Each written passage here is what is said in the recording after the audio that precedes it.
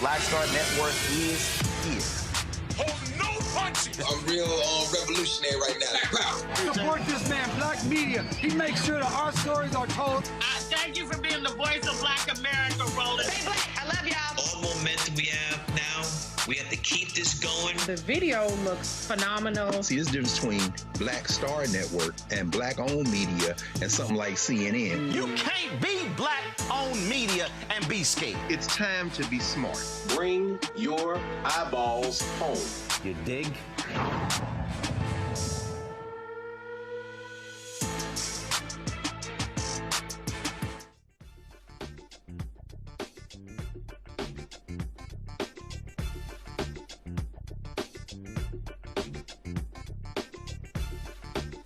Folks, today is Tuesday, April 28th, 2026, coming up on Roland Martin Unfiltered, streaming live on the Black Star Network.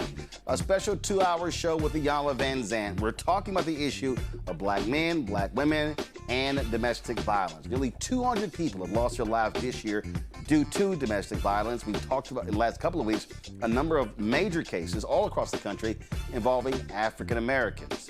We're going to walk through a variety of issues, how emotional we are, mental health, you name it, we're going to talk about it, because if we do not confront what's going on, we're going to continue seeing more and more and more of these cases, whether they end in murder or whether or not it is women who are being beaten by their partners, by their husbands. Folks, it is time to bring the funk. On Roland Martin Unfiltered on Black Star Network. Let's go. Whatever the miss, he's on it. Whatever it is, he's got the scoop, the fact, the find. And when it breaks, he's right on time and it's rolling. Best believe he's knowing. Putting it down from sports to news to politics. With entertainment just for kicks, he's rolling. It's on go, roll, roll, y'all. It's Roland Martin, yeah. Rolling with Roland now. He's funk, he's fresh, he's real, the best, you know he's Roland Martin now.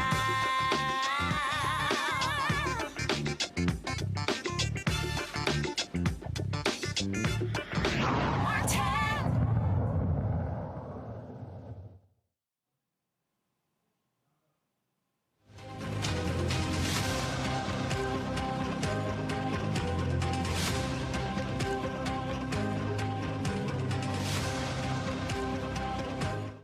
Folks, to understand what has been going on when it comes to this issue of domestic violence in the Black community, and let's be real clear, domestic violence impacts all communities, but we center African Americans.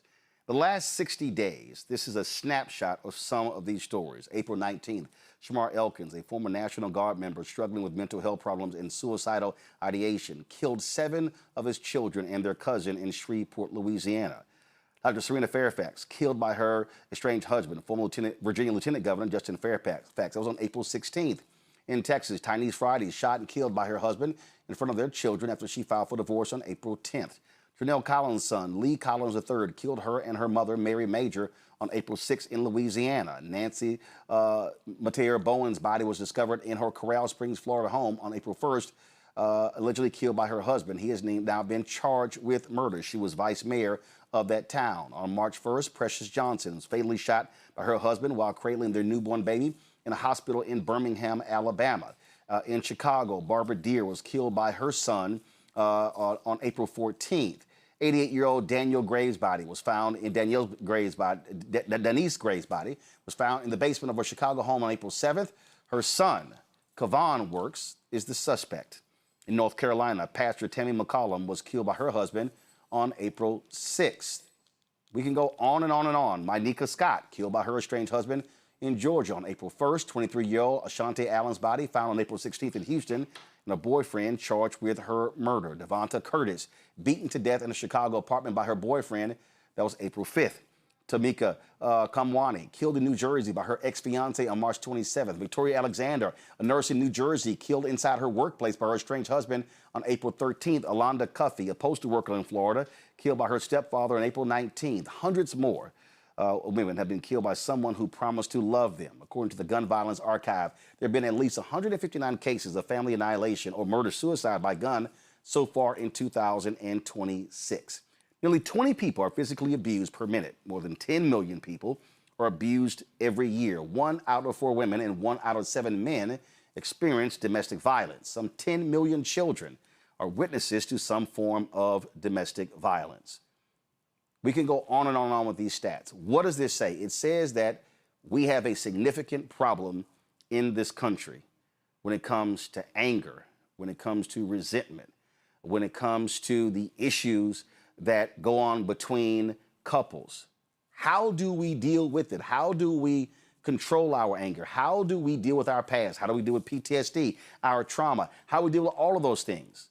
You throw in what's happening with the economy. Last year, more than 800,000 African Americans, men and women, losing their jobs. Now, the pressures of the economy also comes into play as well. And so we've been talking to a number of experts for the past couple of weeks, and we want to continue the conversation tonight with Iyanla Vanzant. Many people know her for her work on television on numerous shows, really delving into interpersonal relationships between men, women, and children. And she joins us here in our Black Star Network studio. So I'm going to walk right on over and begin our conversation. Iyanla, glad to have you here. Glad to be in our house. Glad to be here. Glad to be here. Let's see. All right. Let's see. Are we straight? Can y'all hear? Are we good? All right. Let's get right into this. It's a lot of places we can start. And what first jumps out is I've looked at the discussion of the last couple of weeks. And sisters against brothers, brothers against sisters. I had one, I'm gonna start this. We had a sister who hit me the day of we did the initial story of what happened with the Fairfaxes in Virginia. And she said, this is on men. This is on men. Brothers gotta deal with this. And I said, you're right. About 4 or 5 days later, she said, this is only gonna work if men apologize to women. Brothers gotta understand the pain that sisters are going through. And I said to her, I said, well, if there has to be a conversation, brothers have to acknowledge sisters' pain. Sisters gotta acknowledge brothers' pain. I said, because both have to heal. No, they gotta do it first. And I said to her, if it's going to be a pain Olympics, then we're never gonna be able to have the conversations that we need to have. Yeah. That is not a function of who. First of all, thank you for having me, Roland. I was really honored when you called me because, you know, I'm not talking about social media ticks and tacks. I'm talking about healing. And the one thing I want to say is throughout this country and everywhere, we're not taught how to heal. We just aren't. Right. We're taught, you know, A squared plus B squared equals C squared. We're taught how to get a job. We're taught how to make other people happy, but we're not taught how to heal. And back to your opening comment, this thing about them against us and us against them, it's us, it's them, all of us are descendants of slaves. All of us carry a wound that has never been acknowledged. We carry grief that has never had a funeral. We carry sadness that was never given a name. And yet we try to function in this system, in this society that was really built to demoralize, diminish, dehumanize us. I need people to understand, and I know we have a hard time. Black men are not the enemy of black women. And black women are not the enemy of black men. But that is how it's been set up. Right. And that's how we seem to be stepping into it. But culturally, we are a communal people. I was thinking about this today as I was driving. Our ancestors, they took care of each other, but not in a codependent way. If the brothers went out and they slaughtered a boar, that boar was cooked in a big pot in the middle of the village. So somebody slaughtered it, somebody skinned it, somebody, you know, opened it up. One family may have brought the greens, the tomatoes, the whatever they had. And that stew was cooked in the middle of the village and everybody got some. but it was the family that needed it that got the fur. And they didn't fight over it. Okay, they need the fur this time. That is what's in our DNA, in our blood, and we don't live like that anymore. We live in againstness because that's what we are taught, and that's what's killing us. Well, it's interesting as you were talking about that, because I joke often. I grew up in Houston, 8 blocks from my grandparents. Every Sunday we were at their house. They had 8 kids. Those 8 kids had 39 kids. Those 39 kids had like 70 plus. Those 70 plus kids had like 120, 130. 1,500 square foot house. Everybody got fed. But the thing is, we were there every Sunday. Yeah. And when I think about now, when I go to LA and we get together and I have a dinner party, people are like, oh man, this is awesome. I was like, man, when you coming back? I said, y'all live here. Y'all can call each other. And I think what has happened is we now are so isolated that this idea of community has been so fractured, and we're now operating and living in silos. And when you talk about a lot of brothers, and I know a lot of brothers, they are silent, they don't talk. And what I've often said is you've got to create spaces where they can talk and trust among one another. Sisters are more likely to do that. Yeah. And that's one of the things we've been talking about even in the last couple of weeks, that you got to create an opportunity for somebody.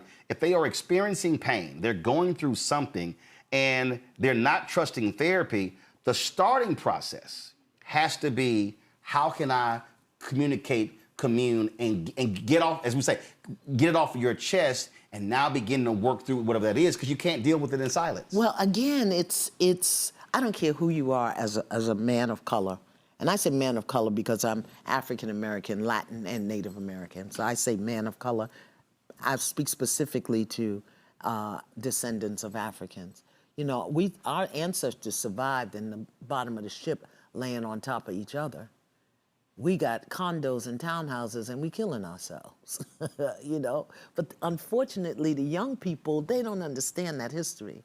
But if you are a descendant of African, if you are a man of color, you've got to understand that in the fiber, in the fabric of this society, you are demeaned, diminished, dehumanized, and devalued. Just in the fibers of the society. And it doesn't matter. I mean, I know you're alpha and there's Q's, and some of us went to college. Well, I'm talking about your DNA. Mm-hmm. And then there are the inherited things, the inherited scripts, the inherited wounds that some of us are able to live above and beyond, and some of us aren't. If you are a man in this country, a black man in the United States of America, you carry a wound.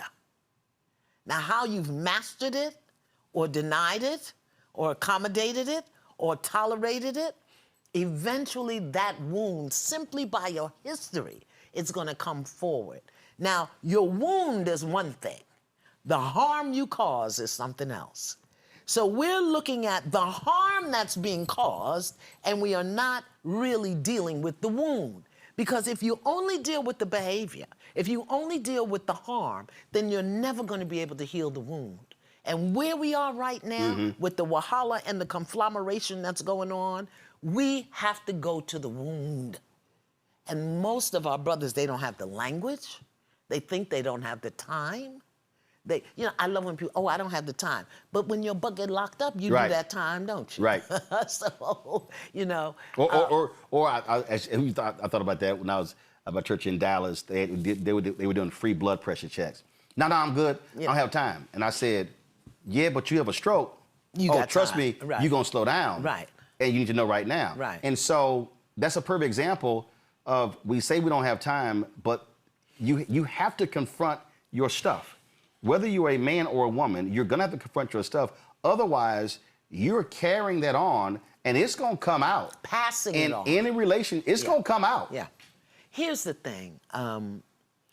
You know, of course, men are taught, suck it up and move on. Don't show weakness. Don't ask for help. Don't be a punk. Don't be a punk. Oh, my goodness. Don't even smile in photos. You know? But what's happening now, Roland, is the world is shifting so fast that those old coping mechanisms aren't working anymore. And men, you know, all men, but particularly black men, we are, Lord have mercy, y'all are, they are. I say we because those are my brothers, and I'm a mother, you know, but we are, it's okay for black men to be aggressive in sports.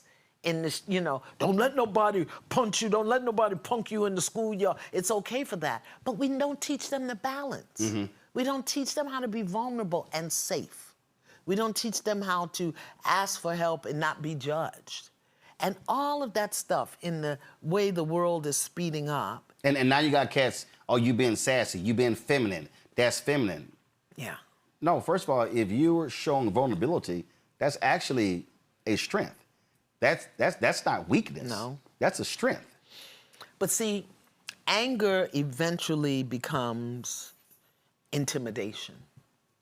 Fear eventually becomes aggression. Sadness becomes withdrawal or isolation or escapism into anything. Now, we're talking about men, right? Are we gonna get to the women? Because all these men had a woman in their life that raised them. So we got to look at how we infected our sons, not from a place of heated judgment. And that's why we haven't been able to have the healing conversation. Because the minute you begin to speak to the issues as they are, people feel attacked or they feel judged and they go into meltdown. But we have been conditioned to accommodate dysfunction. Roland, I lived for 9 years in a marriage with a man that beat me every time the sun came up. And I stayed for 9 years telling myself that my kids needed a father. And it wasn't until my son explained to me, I'll tell you the situation. My husband was 6'4", 260, okay? On a good day, I'm 5'6". As I get older, I may be 5'5.5". But he's explained, he wasn't grown when he shared with me a situation where my husband literally had me on the floor and was choking me. And I'm screaming to my son, he was the oldest, call the police, call the police. And my husband is saying to him, don't you move. So he's watching this man, wasn't his father, but he was raised as he was his father. He's watching this man who he considers his father, choking his mother on the floor. And she's gasping for air. Call the police, help me call the police. And this 6'4", 260 man, daddy, is saying, don't you move. My son grew up. I never processed that with him because I was busy processing my own being choked, okay? But that's what he grew up with. That's an unaddressed trauma. That's an unaddressed trauma. How many men saw that? How many men, young men today saw that or something similar? So we've been conditioned, programmed, expected to accommodate dysfunction and to silence our pain. Like I said, grief that never had a funeral. Never had it. And then to go out in the world and function. And make money for other people and make other people happy and please a woman and raise a kid and brush your teeth. So we're gonna find ways to escape. And we've got to learn. Here's the message that I have for men. You gotta learn to feel. And then name what you're feeling. Unfortunately, most men, black men, are emotionally illiterate. They know happy, they know sad, they know angry. They may know irritated. They don't know embarrassment. They may not know anxiety, frustration. They may not know elation or bliss. They have a very limited emotional vocabulary. So they know anger, they know it's bad or wrong, but when the nervous system becomes overwhelmed, you got Fairfax, a man who shoots 7 of his 8 babies. How does a father shoot a 3-year-old? And what's interesting about that, when his mother was interviewed, she said, I told my son, you can get through this. You can beat this. And he said, paraphrasing. I think the demons are too strong. Yeah. He has spent a week in the VA hospital. And this is not judging her, but when she says, son, you can beat this, and she mentioned prayer, this is when I say, I understand prayer. Yeah. I believe in prayer. Yeah. I believe in God, believe in Jesus, but God also put people here. Black therapists. Have put experts here, and it's not enough to say to somebody, you can get through this. You can't get through something if you don't even know what the hell you even are trying to get through. What are you feeling? What are you thinking? Where did it come from? Who knows how that trauma my son experienced at 9 has showed up in a variety of ways in his life? Who knows what this young man experienced in his childhood? Wasn't he in the war? Wasn't he a vet or something? Well, he was in the military. He had not gone overseas, but his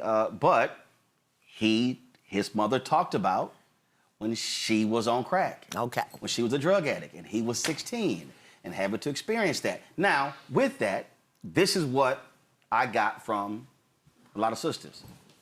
You're centering the man. You should be centering the woman and the kids. Roland, that's excuses. And so when I talked about mental health, it's like, that's excuses. And what I'm saying is, I'm not dismissing it. I'm not coddling anybody. I'm not offering an excuse.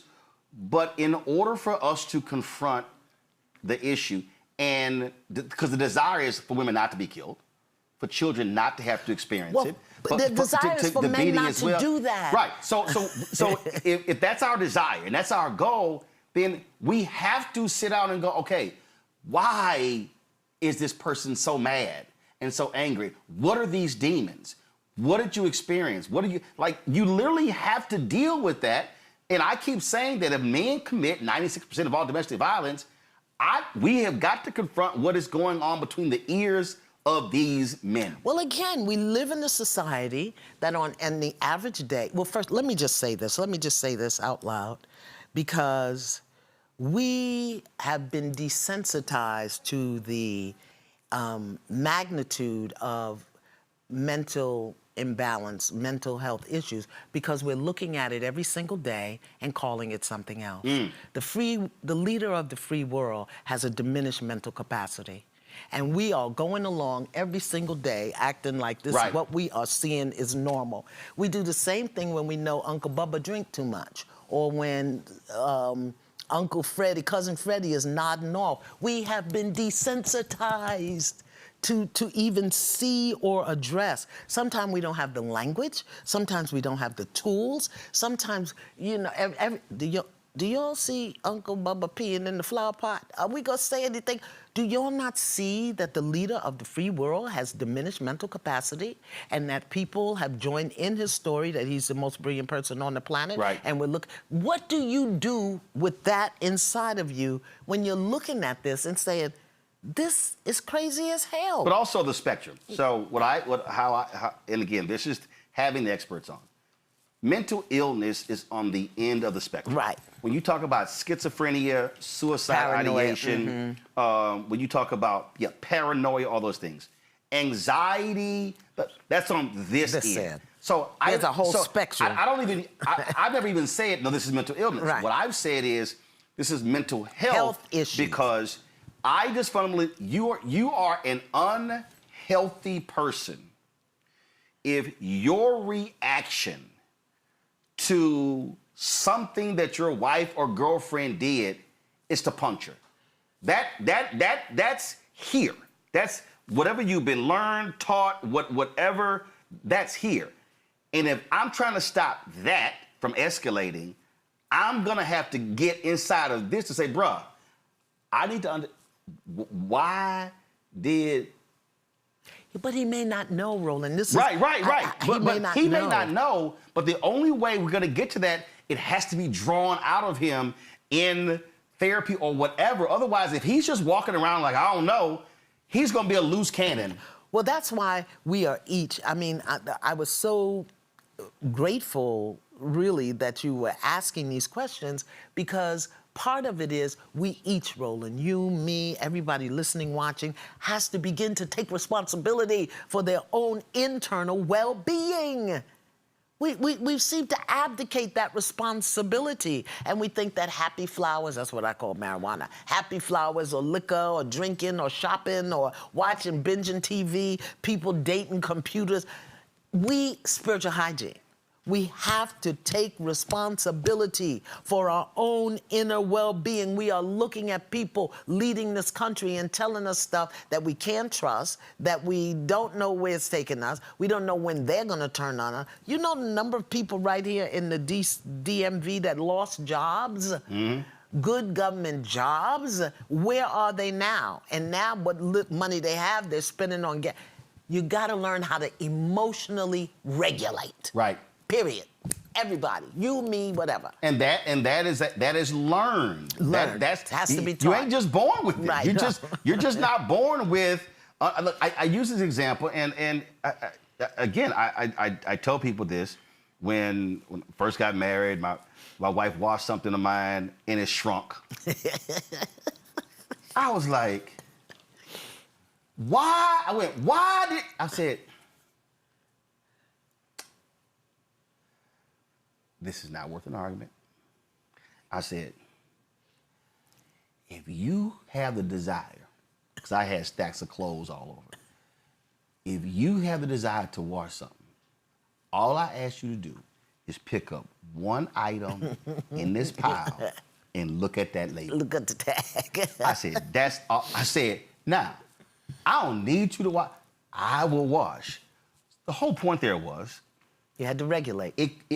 It could have been an argument. That one thing, because the clothes shrunk. Yeah. She's like, you got these special clothes. You got hot and warm and cold, because that's how mom and dad taught us how to wash clothes. But that was a situation where I said, well, this is not worth an argument. Here's a solution to the problem, so it don't happen again. But that's regulating one's emotion. Yeah. But if you don't even know what you feel, we have to be taught. And we have to make it a priority. We have to make our inner well-being, our spiritual hygiene, our mental balance, our emotional regulation, we have to make it a priority, because this system, this society will lock you up rather than lift you up. But also recognize that in that moment, when it's about to come out, who's around? If children are around, they are now hearing and seeing. They're now modeling. And so the whole point about emotional regulation now means how I handle the situation is going to be providing a real life lesson as they are watching. And then the other thing is this here. If I just go off, how is she receiving me going off? So I got to now factor in. So here I'm highly emotional, angry. She's now apprehensive, anxious, frightened. The kids are now, so now all of a sudden, one situation now has just blown up. And if you're the individual who can control yourself, you now change and dictate how none of these things now, like I call it just the cascading effect, happens, because in the moment you caught yourself, you stop yourself, say, is it that important? But these are the things when I look at these stories, and I say, and this person here who, because again, the end spectrum is someone who kills their spouse, kills their girlfriend, kills their mother. Right, the case in Cook County. And this young man apparently still was reeling from the death of his father 2 years earlier as who was a Cook County commissioner and dealing with that. And so we have to confront these things, because if we need to stop also lying to ourselves. We're seeing it. We're seeing that uncle, to your point, at the family gathering who goes off. Everybody like, oh, don't say nothing. Right, or we'll say that's look, we ain't trying to get in their business. No. Because their business might come back to our doorstep. Yeah. But see, that's communal thinking. And we've indoctrinated ourselves into this broader society, which is I, me. And that's communal thinking. You know, my personal motto is secure the children first. I don't care what you rusty butt adults are doing. Secure the children first. That's why I'm 73 raising an 8-year-old. Okay, my great-grandson, because it was secure the children first. And the others couldn't do it. I wasn't going to sit by and let him become another part of the system. Secure the children first also through a spiritual lens means I can stop a generational curse. Yeah. Because the thing is, if that's not addressed, now all of a sudden that child now may emulate 20, 30 years down the road. Absolutely, but do you know how many people have inherited the wound, inherited the break, inherited the curse, and we're taught and trained to accommodate it, to tolerate it, to call it something else. I think one of the things that, and I'm going to talk about black women in just a moment, but I think one of the diseases that's spreading among black men that we really have to address is hopelessness. Because I've talked to a lot of brothers, and they say it's like, no matter how hard I try, I'm not getting ahead. No matter what I do, it's never enough, it's never right. And they're talking about both in the world and at home. At home. I'm not appreciated, you know, and everybody's not college bound. And there's no, you know, there used to be dignity in being a garbage man, a sanitation worker. Don't look and nobody will know it's yours. Being a sanitation worker or being a mailman. Okay, can somebody tell me what this music is playing? That is my phone. That's your phone? I'm like, what is... Oh. It's in my purse. This is live TV, y'all. Like... I'm sorry. Get it out my purse and tell you. I thought I had turned it off. And see how we were getting ready to act like it wasn't going on? Like, I was trying, like, is that going to end? Is something happening? Well, all right, go ahead. That's Uncle Bubba peeing in the plant. We acting like it's not going on. I'm like, is that thing going to shut down? But hopelessness. So many brothers are hopeless, and when that happens, they don't have anything to lose. So they'll just go there, go off the deep end. And the way that we got to support them in addressing, acknowledging, feeling the hopelessness is to begin to give them tools and opportunities and a safe place for them to be vulnerable, to be wounded. Where is a safe place for the average black man to be wounded, broken, vulnerable? Where is that? Women, because we hunt and gather, we come together and we gonna get you straight. He left you, let's all beat him. You know? Right. Or let's go shopping, or we have a different culture, a different community among us. But what has also happened for us is black women have been taught to love deeply, to love loyally, and to love sacrificially. We will sacrifice ourselves for the love of our partner, our family, our children. And in doing so, very often, we sacrifice what we know, what we feel, what we sense, and we won't speak to the phone ringing in the middle of the live TV show. When you talked about how women gather, and this was one of the first things we talked about. We had two male psychologists on, and we challenged men. We said that what can't happen, what you can't have is a group of guys who get together, 5, 6, 7, 8, and they don't talk. Yeah. Or they talk don't about share. ball. It's always planned. And I've told this story many times. That was it was a church men's retreat. And I had a work retreat that Friday, and the men's retreat was Friday, Saturday. It ended Sunday morning. And so I go on Saturday, and when I arrived around 4 o'clock, where's everybody at? Oh, games, fishing, doing whatever. Okay, all right. Okay. So then it was time to eat. Then there was a service that was around 7 o'clock. Okay.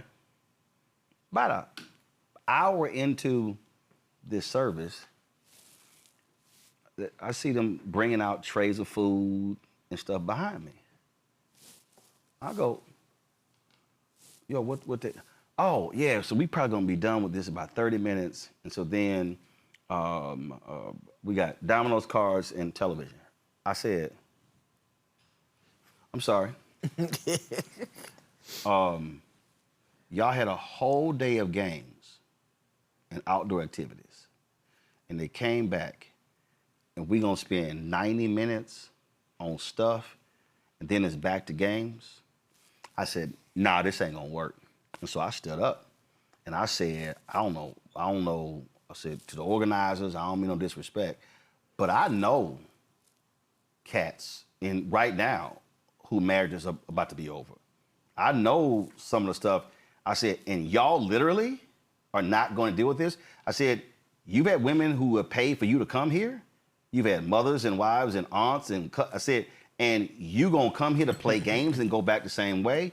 I said, and I never even took it to my room. I went back home. Mm-hmm. I was so ticked. And so what I was trying to say then, and what I even say now is, what men cannot do.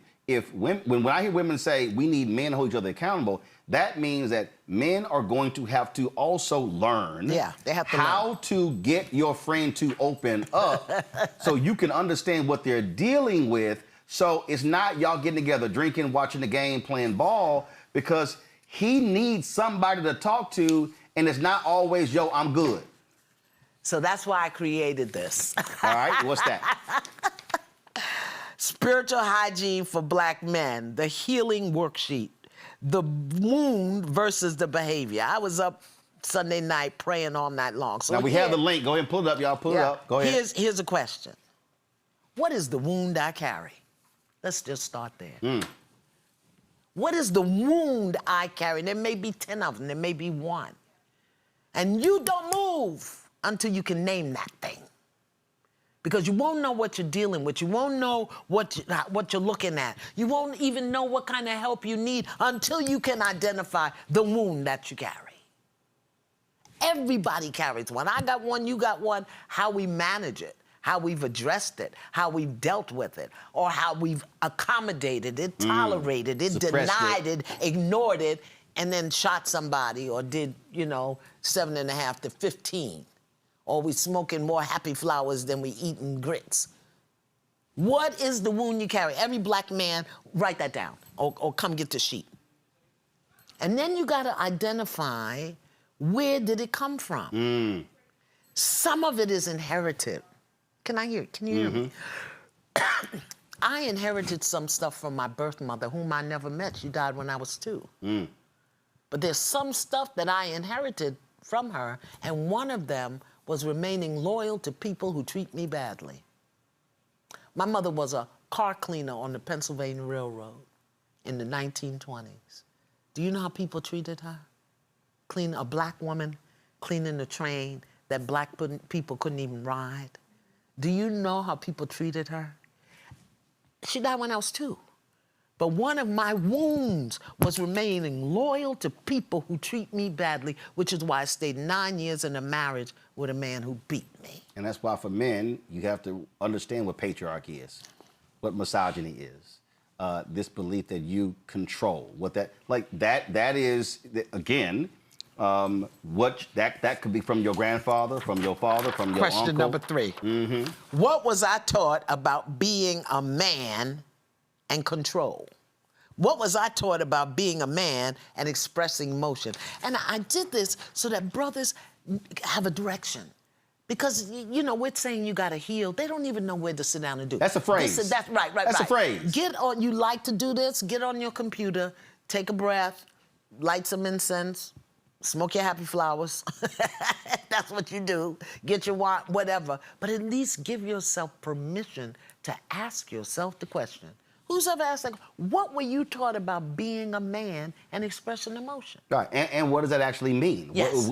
What to you, what does being a man mean? Let's what does it mean? And that's and that is the thing, because again, if we don't equip people, I'm like, guys, you have to equip people with stuff, tools, to know how to walk skills, out. Language.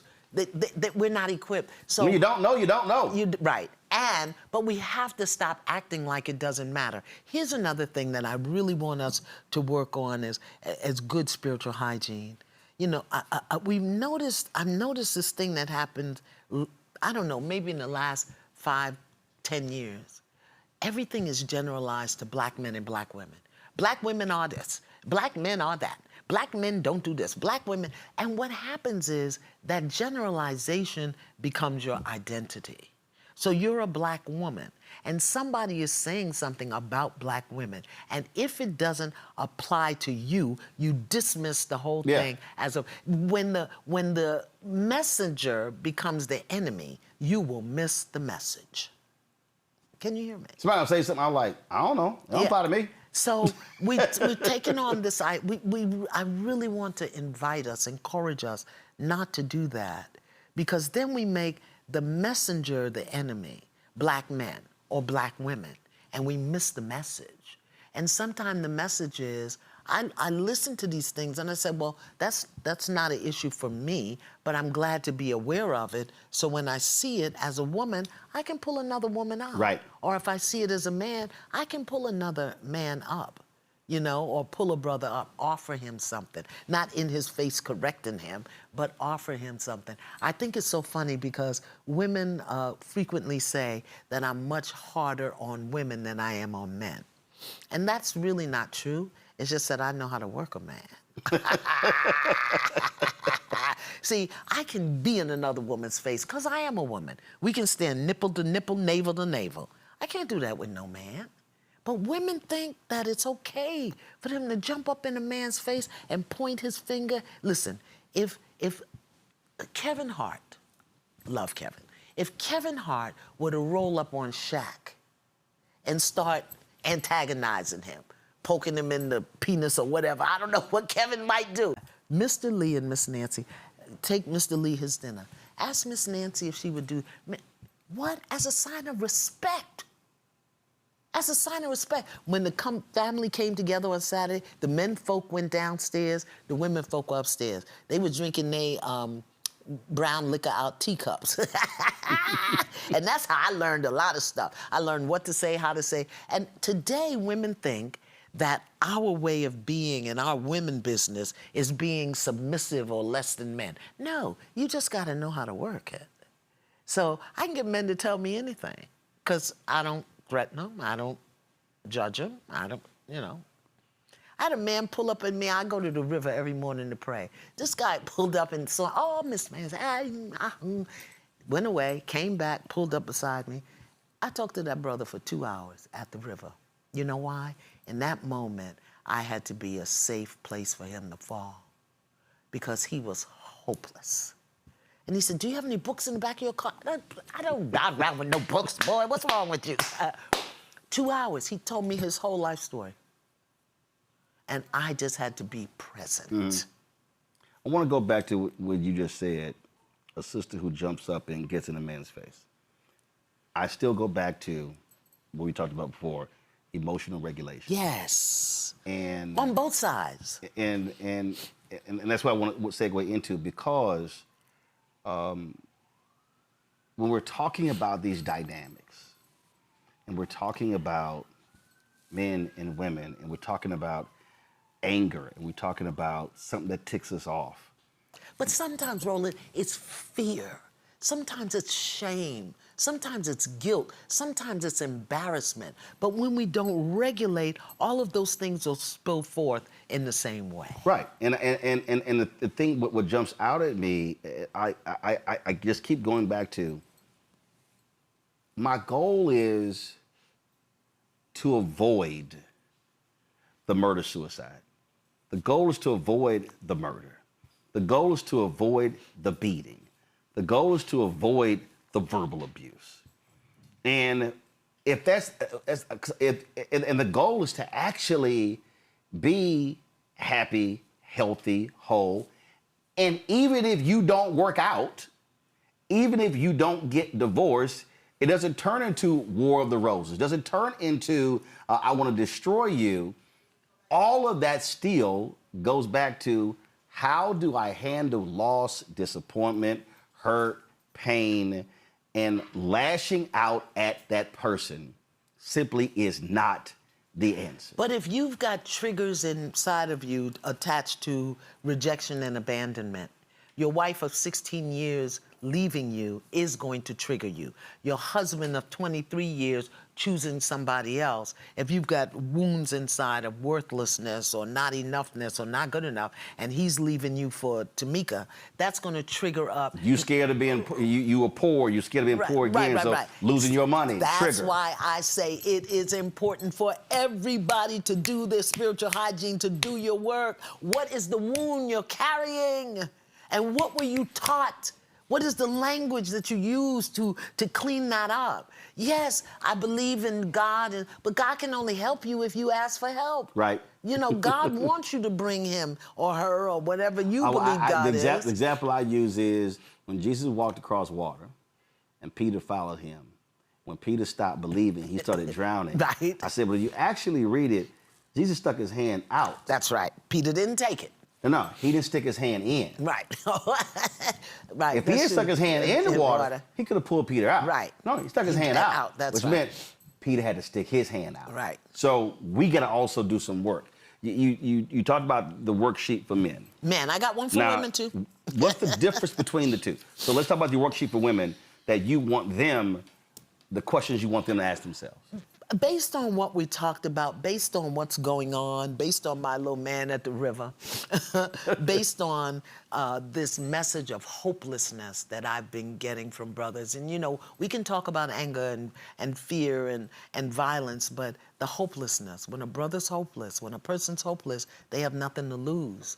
I think that's what happened in Virginia. I think that's what happened with the man who shot his babies. I don't really know. I could be wrong. For men, the question is the wound that I carry versus the harm that I cause. I have to take responsibility for both. I have to take responsibility to heal the wound, and I must take responsibility for the wound, the harm that I cause. They're not the same, and they both deserve space to be examined, explored, and healed, but you have to take responsibility for both. For Black women, my encouragement is to love without losing yourself. And one of the reasons we are struggling so much, and I have to say, you know, to our credit, I would say when it comes to spiritual growth and healing and development, Black women are probably about 15 years ahead of Black men. Because we've been doing the workshops and the classes and the self-care beyond the nails. I say it all the time. Yeah, I say it all the time when women, and again, as somebody who's gone to men's conferences, church and and secular, women's conferences, I look at the agenda. Yeah. That's a real agenda. Business, right. I've gone to men's conferences and I'm like, this light. Right. And I have said all the time, sisters are putting in a level of work that is not commensurate that brothers, and this is even in Black male organizations. Yeah. And why are we still getting beat, killed, left, raped, all of that stuff? Because we overgive. Again, we've been taught to love loyally, to love deeply, to love sacrificially. So we overgive, we over-explain, we over-excuse, and we overextend. And very often, and as a mother, I can see the places where I'm guilty of this. Instead of giving him the space to do it, whether he falls or messes up or drops out, rather than giving him the space to do it, I jump in and do it for him. I've done it. Or I excuse why he didn't do it. And so we have to stop that. So our thing is loving them or him without losing yourself. We have to learn how to stand with him, encourage him, offer our presence and hold space and keep our hands in our pocket and our mouth shut. Don't put him down, don't judge him, I can't tell you the number of brothers who say to me, no matter what I do, it ain't right, it ain't enough, and it ain't appreciated. All over the world. And I'll speak for myself as a mother, as a partner, as a wife, you know, sometimes I'm either afraid he can't do it or he won't do it. But to delude myself like we do as we watch the news every day, I'll jump in and do it for him, or I'll excuse why he didn't do it. And sometimes I just don't respect him enough to give him the space to do it the way he needs to do it. You know, and I have to check that. Let me tell you how I got clear about men. Sitting around many, many years ago, maybe 40 years ago, sitting around the table, a bunch of us, I don't know, on a Saturday, I don't know what we were doing groceries or whatever. And I heard myself say, men are so stupid. No, I didn't say it, somebody said it, and I in myself, I'm agreeing, yeah. And then I said, wait a minute, hold up. Does that mean my father's stupid? Is my son stupid? Is my brother stupid? What about my grandson? Is he stupid? And I had to really check myself. What are you saying and why are you saying that? Not to just get into the fray of men are stupid because they do this or that. Men are different. They're different. Their purpose is different. Their value is different. That doesn't make them bad or wrong. We're different. And that, from that moment on, Roland, I really started to check at myself and explore myself and look at what I had inherited. One of the things that I had inherited from the women in my life were very low expectations of men. I had low expectations of them, but I wanted to be with them. So I excused and accommodated the things that they didn't have and believed I couldn't get it, as opposed to seeing him having great expectation and calling him higher. I didn't know how to do that. I had to learn how to do that. So we have to learn how to love you without losing ourselves and without holding you to a standard of less than, just enough. No. Come on, brother. You got to get up. You got to do better than that. Also, I think it's also a question of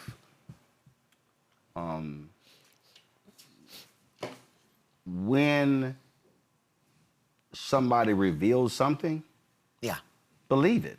Yes. Don't look, a red flag is a red flag. Yeah. Okay? If you get to a red light, you supposed to stop. Right. You ain't supposed to cruise. It's not green. You're supposed to stop. But we inherited that too, staying long beyond is necessary or productive. We inherited that too. But standards were different back then. Grandma would stay, auntie would stay. Standards were different back then. And they still had expectations of their men. They still had expectations. And he may have had a woman cross town, but he was bringing her the check.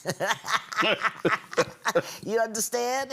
And so, again, for usins, hear me, Roland, for usins. And I love the way you love us. I've known you how many years, and I know you as a journalist, I know you as an editorial speaker, and I know you love us. I love the way you love us. I don't agree with you all the time. And how many times I tell you, Roland, behave yourself?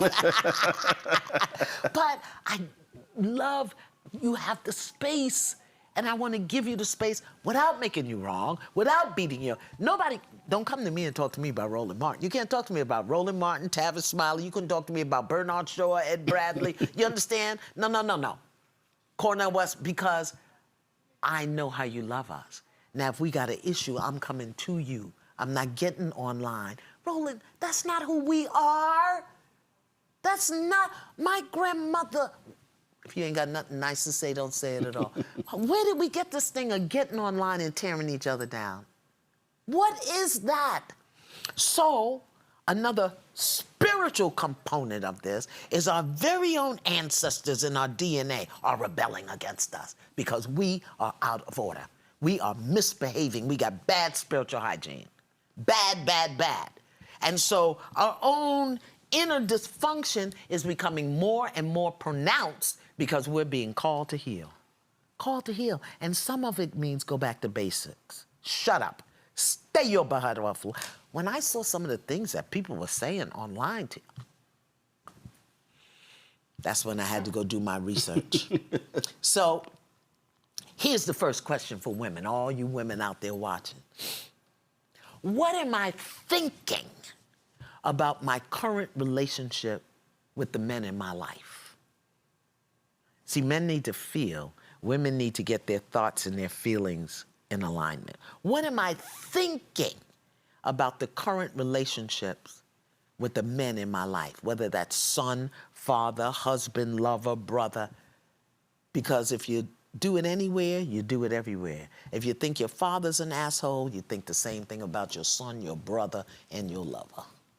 We don't understand how the mind works, but that's how it works. So what else gonna do? I brought up earlier, pain. Yeah. And a lot of sisters have talked about the pain, what they endure, what they go through. And I absolutely do believe that a lot of men, a lot of brothers, don't give that any thought whatsoever. Don't give it any thought. That was I'm gonna send y'all the link. I want y'all to pull it. Trevor Noah was on the podcast talking with this sister. Yeah. And the sister said, okay, so we're taught to carry mace. We're taught to not dress provocatively. We're taught. So she went through this whole line of things. Yeah. And she said, so we've been taught all these things to do. But she said, but when they gonna deal with the folk who do it to it's causing us that we have to do all this stuff. Right. So what she was saying is, these are all these things. I got to be careful how God speaks to me, because we've seen the cases where, a woman rejects a guy giving the phone number and he slaps her, shoots her, kills her, or whatever. And men have to recognize that exists, and not just from the area of, if that happened to my sister, I'm gonna hurt somebody. Right. If it happened to my daughter, I'm gonna hurt somebody. Well, guess what? That other woman is somebody else's daughter. Right. It's somebody else's sister. So part of this is also, I do fundamentally believe, men having to sit down to understand what that sister also is going through. If both folk are going through pain and difficulty, yeah, I better understand. I just can't expect her to understand what mine is.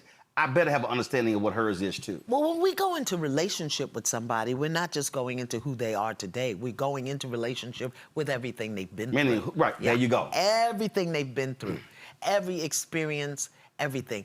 And a man can't give you what he can't give himself. If he can't give him space to be his own self, space to be sad, to be vulnerable, to be whatever it is, how's he going to offer that to you? This is why it's important that we each do our individual work.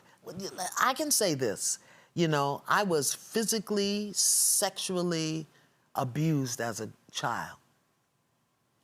I was neglected. I wasn't raised. I just kind of grew up in the environment. I got my first job when I was 13, and my father used to come on my payday to pick me up from work and take my money and give me just enough money to get back to work. When I told my brother, I had an older brother, when I told my brother that my husband was beating me and I needed, know what he said? What you want me to do about it? When I told my father that, I said, please come talk to him. Come talk to him. You know what my father said? You made your bed hard, you lie in it. Wow. So I learned real clear, okay, girlie, you need to get this together. At some point... And that's not the reaction that a woman wants from the men in their lives, no, a brother and a daddy. No. That is not the reaction. And see, one of the reasons that men, particularly in repetitive domestic violence, one of the reasons they do that is because they know she doesn't have anybody that he got to answer to. There you go. If he knew he had to answer to her brother or her daddy or her uncle, he would think twice. And if he's not answering it to them, either they're not around or she's not telling him. But my father told me, he said, you made your bed hard, you need to lie in it. So that facility, and it sounds bizarre, but it was probably one of the best things that could have happened to me. because it forced me to ask the question, why are you here? How long are you going to do this? But the wound, remaining loyal to people who treat me badly. You see, all of this stuff is linked up together, and nobody could tell me, Roland. I had to get that from within myself. Whether you get it within yourself through therapy or get it within yourself through prayer, meditation, or pastoral counseling, but it's gotta come up, and you gotta see it in its ugliness, and you gotta own it, and then choose what you're gonna do about it. So how do we, and when I say we, I'm meaning friend, fraternity brother, sorority sister, church member, I don't care what it is. If the conversation is being had and that sister is revealing that I am dealing with verbal abuse, I'm dealing with physical abuse, how do we tell them to leave? Well, because a lot of people don't even same thing. Like, it's real. I've seen all these posts on social media. Yeah. She gotta go. Can't. And it's easy to type that in a tweet. Yeah. Or on Threads. Yeah. It's a completely different conversation when it's in real life. Yeah. And this is what I learned, and I'm sure many women who left have learned it. You will not learn until it hurts bad enough. It didn't hurt bad enough when he broke my jaw and I was 6 months pregnant. That didn't hurt bad enough. It didn't hurt bad enough when he hit me with the bed slat and broke my ribs. That didn't hurt bad enough. What hurt me bad enough was when literally the Holy Spirit woke me up at 2 o'clock in the morning and said, if you don't leave here, he's gonna kill you. And I said, my kids cannot grow up without a mother. It was not one of the beatings, not one of the slappings, not one of any of that. You're not gonna leave until it hurts bad enough. What you have to let her know, or him, because Roland, there are brothers that are being abused by women in their homes. You have to let them know, first of all, you are a safe place for them to come to. Yeah, that was... Sometimes they just need a place to come.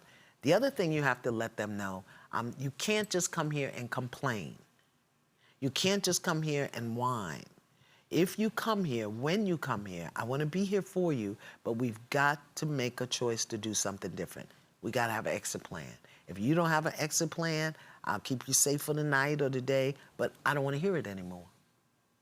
Because as long as they can come and whine and complain, that can go on for 5, 10 years. Yeah, I mean, I experienced that, again, to your point, when my sister said enough is enough. Yeah. And we knew there were issues. I could not make her leave. Yeah, no, she won't. But the whole point was, when you ready to leave, because I couldn't stand his ass, the first day I met him, like literally when I met him, could not stand his ass. Yeah. But the whole deal was, when you're ready, just say when. Yeah. And then when that day came, extracted from her apartment, my brother and his wife, meet halfway between Dallas and Houston, her and her 2 kids, 5 and 2, come to my house, just with backpacks on them, and that was 24 years ago. It hurt bad enough. She was ready to go. And the thing is, and I put the question that way because, again, I'm seeing the responses from people. Yeah. And I'm trying to get folk to understand we are making comments in hindsight and not in real time. Yeah. And not understanding that there are dynamics, that there are financial dynamics. There are people who still, through the pain, through the agony, through all that, still love each other. Yeah, yeah, yeah. The connection with how the children are used in the tug of war as well. All of that. And so it's not as simple for us to say now, look, you gotta go, you gotta go, you gotta go, because I'm not in that person's shoes. But I do believe that we, men and women, have to be paying enough attention. Yeah. Where we also are seeing the signs. We're seeing the change in her behavior. We're seeing the change in her pattern, how she's looking over her shoulders, and where she might be at the house and he's texting and calling 6, 8, 10 times, dating like a stalker. That's where we have to be equipped to be able Roland, ask him things, which is why also going back to the worksheet, because I got to be able to convey something to you. Yeah. For you to let me know what's going on and the but pain you're dealing. staying is a mental health issue also. I didn't know that when I stayed. Like I said, my wound was remaining loyal to people who treat me badly. I needed help with that. And also not knowing how to ask for help. I didn't know how to ask for help. When I finally did ask for help, it was rejected. And then I was left with, I have to figure this out on my own. Unfortunately, I didn't trust myself enough to think I could until literally divine intervention. I left with nothing. My 3 babies, 3 bags, and I left with nothing. I had a mental health issue. I needed support. I needed guidance. I grew up in it, So the point it was there familiar. is, we're talking about the person that commits the violent act has a mental health issue. And the person that stays has one. Yeah, It's the wound. And, you know, people will hear that, ain't nothing wrong. Listen, stop it. Yeah. For you, a divine, unique creation of the Most High God, to allow somebody to demoralize you, physically abuse you, that's not natural. For me, it was normal because I grew up in it, but it wasn't natural. I didn't know that I needed help. I needed help. I needed help. Now, thank God, I had a tight circle of women and elders, elders who I eventually went to, and they helped me. But again, I had to clean it up in here. And here was one of the most powerful things. I didn't have to stop loving him, but I had to get the hell away from him. absolutely. I had to separate those stuff. I thought loving him meant I had to stay. That's why the worksheet for women is loving him without losing you. I didn't have to stop loving him because as long as I was in my sickness of unworthiness and not enoughness and not good enoughness, as long as I was in that sickness of that mental health issue, I thought that because I loved him, I had to stay, and because he loved me, it was okay for him to treat me poorly. That's sick, Roland. And I needed help. And so when we talk about, you know, the psychosis and the schizophrenia on this end, and depression and stress and anxiety on that end, but there's a whole gamut in between, and you can fall anywhere in that spectrum. And remember, mental health could be emotional deregulation. It could be PTSD. You know how many children have PTSD from neglect? That they were neglected as children. It happened twice. I was cutting the grass, and I'm loud. I think I may have had headphones on.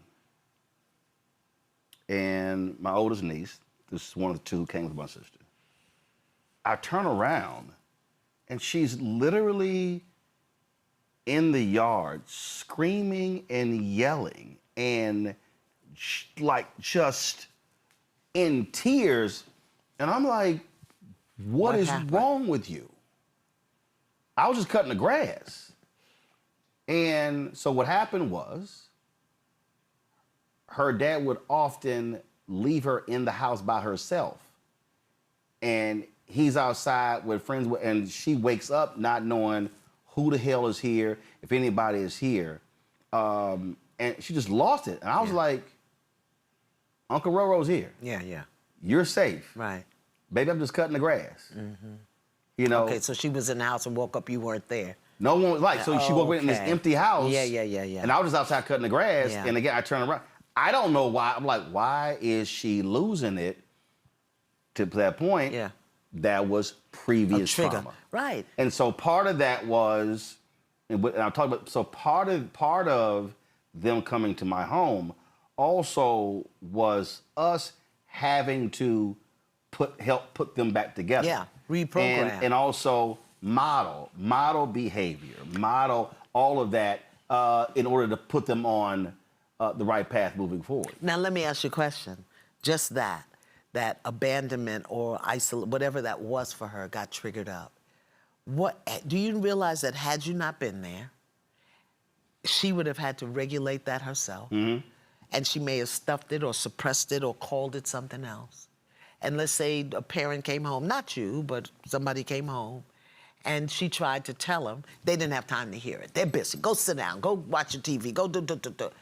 So by the time she's 16 now and cutting somebody in the high school, and they think she's a bad kid, but they don't even understand that it's PTSD, that it's trauma from abuse as a child, neglect as a child. Do you know how? By poverty. Poverty, Roland. Food insecurity. And who did they talk to about that? And then they grow up, and you want to know why they robbing a bank or stealing things or taking paper clips from the job, and you lock them up, because we now live in a law and punishment society, not law and order. I love law and order. But we live in a law and punishment or revenge and punishment society. So many of us, the wound, we are walking around wounded. And see, we keep talking about this issue of domestic violence through the prism of men and women. No, right. But there is a component there to that child who had to witness it. That child who now, you talk about those 9 years, your son, okay, him being frightened of that particular person. So now and in the house with him every day eating dinner. There you go. And also the flip side of, you are suffering through this physical calamity, but what happens when that child actually never sees it, but they see that person as their hero? Right. And so now all of a sudden, when you like, we got to get the hell out of here. Right. You now got to deal with the child going, what the hell are you doing? Right. That's daddy. I love daddy. You like, no, we got to go. You have to now address. So now child may be trying to blame you for leaving when it's kind of like, no. We had to leave because I may have ended up dead. Right. But that's why communication is so important. And that's another dysfunction we have. We deny, we avoid, we don't call a thing, we hide things. It's good for children to see conflict resolution. One of the reasons that murder and the things happen is because we're not teaching our children conflict resolution. They either see the big fight and the argument that never then gets discussed, or they don't see anything at all. We're hissing in the closet or hiding in the basement. It's a good thing for them to see difficulty and have it resolved and have the conversation and to speak about it. Many of our children today, many of the young people, oh my God, the Gen Zs, emotionally illiterate. Because they grew up watching the back of somebody's head or with headphones on, eating dinner out of styrofoam box or working on these things. They are emotionally illiterate. Totally isolated. That's not a bad thing. I'm not calling them names because my generation failed them. You know, the generation under me failed them because we were so busy getting and doing and that we didn't have the conversation. Well, that's why whenever, because we raised 6 of my nieces, whenever they were in the car, I said, I would turn the music up so loud it would drown out their headphones, and I would explain to them, no, you're gonna listen to what I want, what I'm going to play, because I need to expose you to different types of music. Yeah. And then of course what happened, like, hey, Uncle Roro, could you put that what was that Bill Withers? Could you put that Bill Withers song on my iPod? Again, when you're exposed. So that's the way I handle it. You have to. But and again, I know somebody may be saying, okay, you joking about that, but no. We were very intentional with how we responded to my nieces, because we raised 6. 2 were from a sister who left because of domestic violence. But we were intentional, understanding what they went through. So this is what we're going to give you in order to try to repair as much as we can what you previously had dealt with. Can I just offer you another consideration?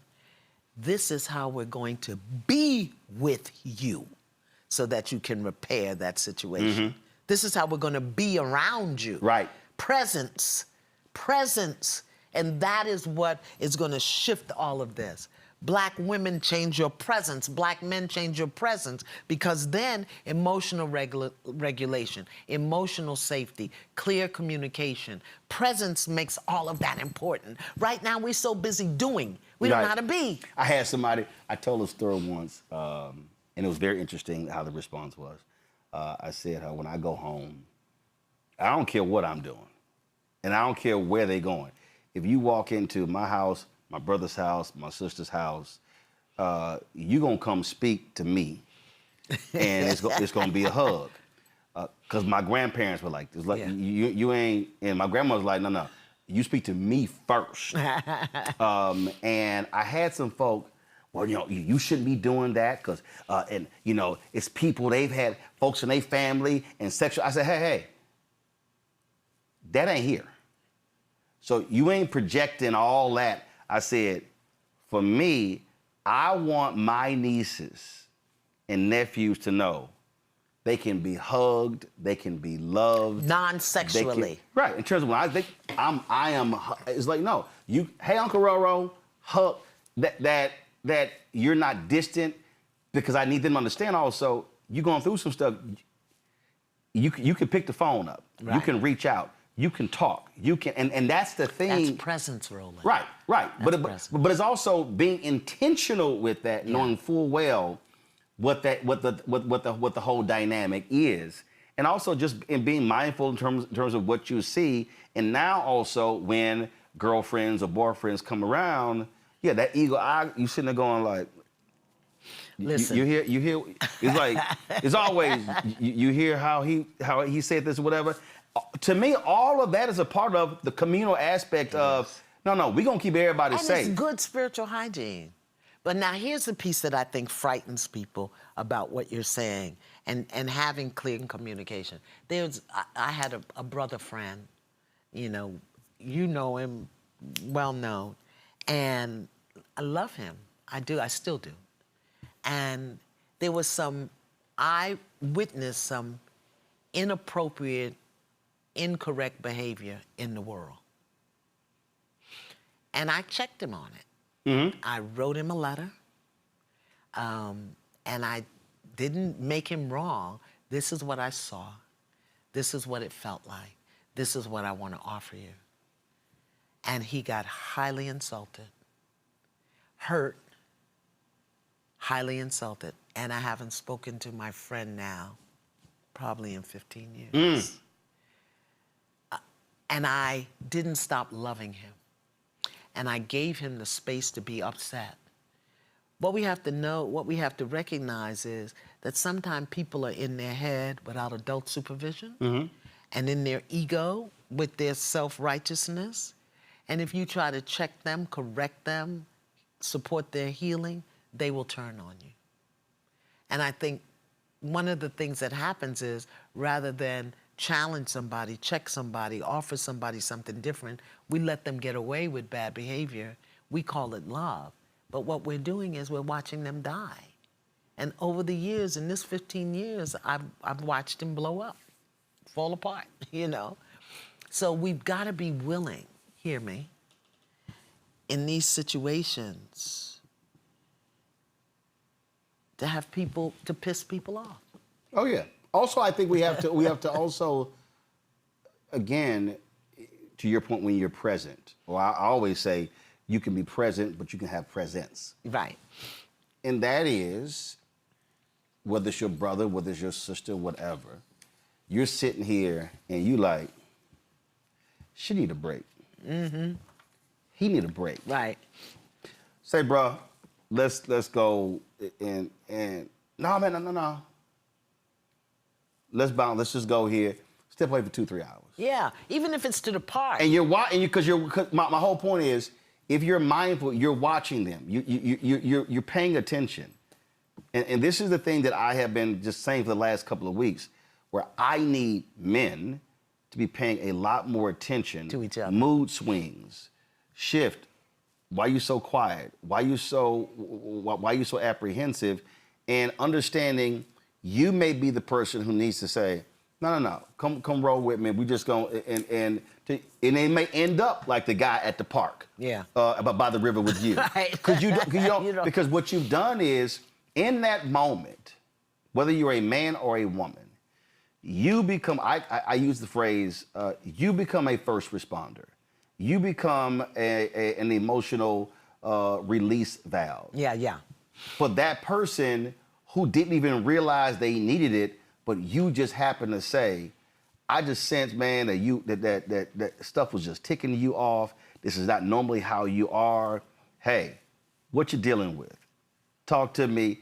And it could be something dealing with the spouse. It could be something dealing with the kids. Job, it could be anything. ED. But you need yes, and because that's a big thing right now among men. Well, and again, not talking about it. There you go. And so you that person needs somebody. But that person also has to take responsibility, and whether it's this worksheet or a journal or a class or something, meditation, rub a crystal on your left nipple, I don't care.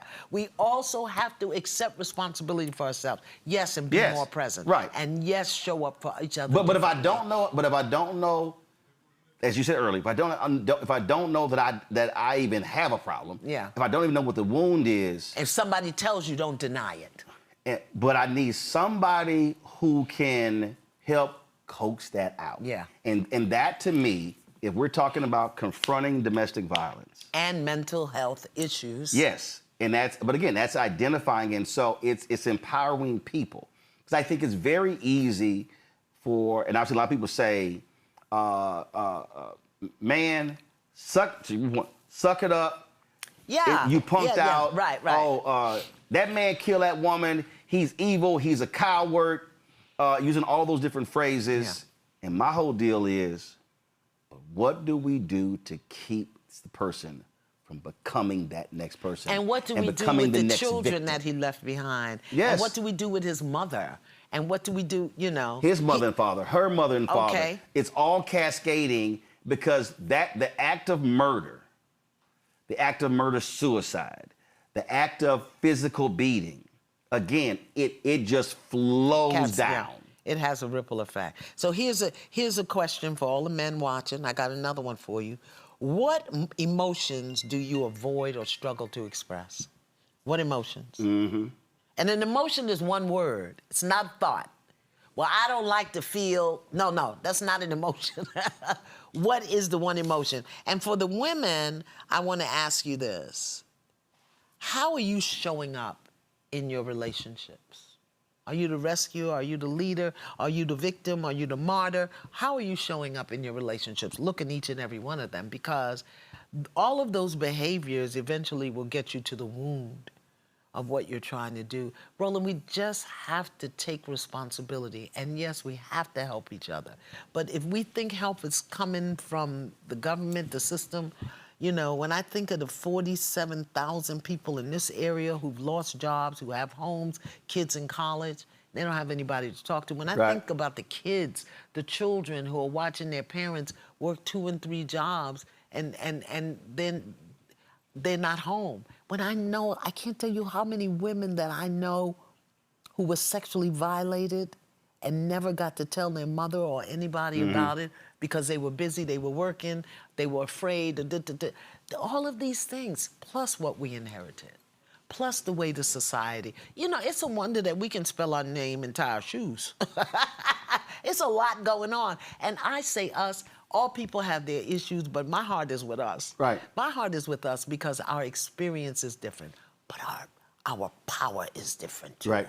Our tools are different too. I mean, when I think of you're an alpha, right? Yep. I think of, what are y'all doing Monday about was my 37th year. Really? Yep. I know y'all just had a boulé. My God. Well, we've had there was no national, so we've had regional conventions. Yes. Because our conventions every 2 years. Yeah. And General President called me, and there's some things that they're going to be announcing that they had signed a month or 2 ago. But this issue here, our Surgeon General of the fraternity, they had a mental health Zoom last week, and that's happening. That's one of the reasons why what I've called upon. I've said to all of these black male groups.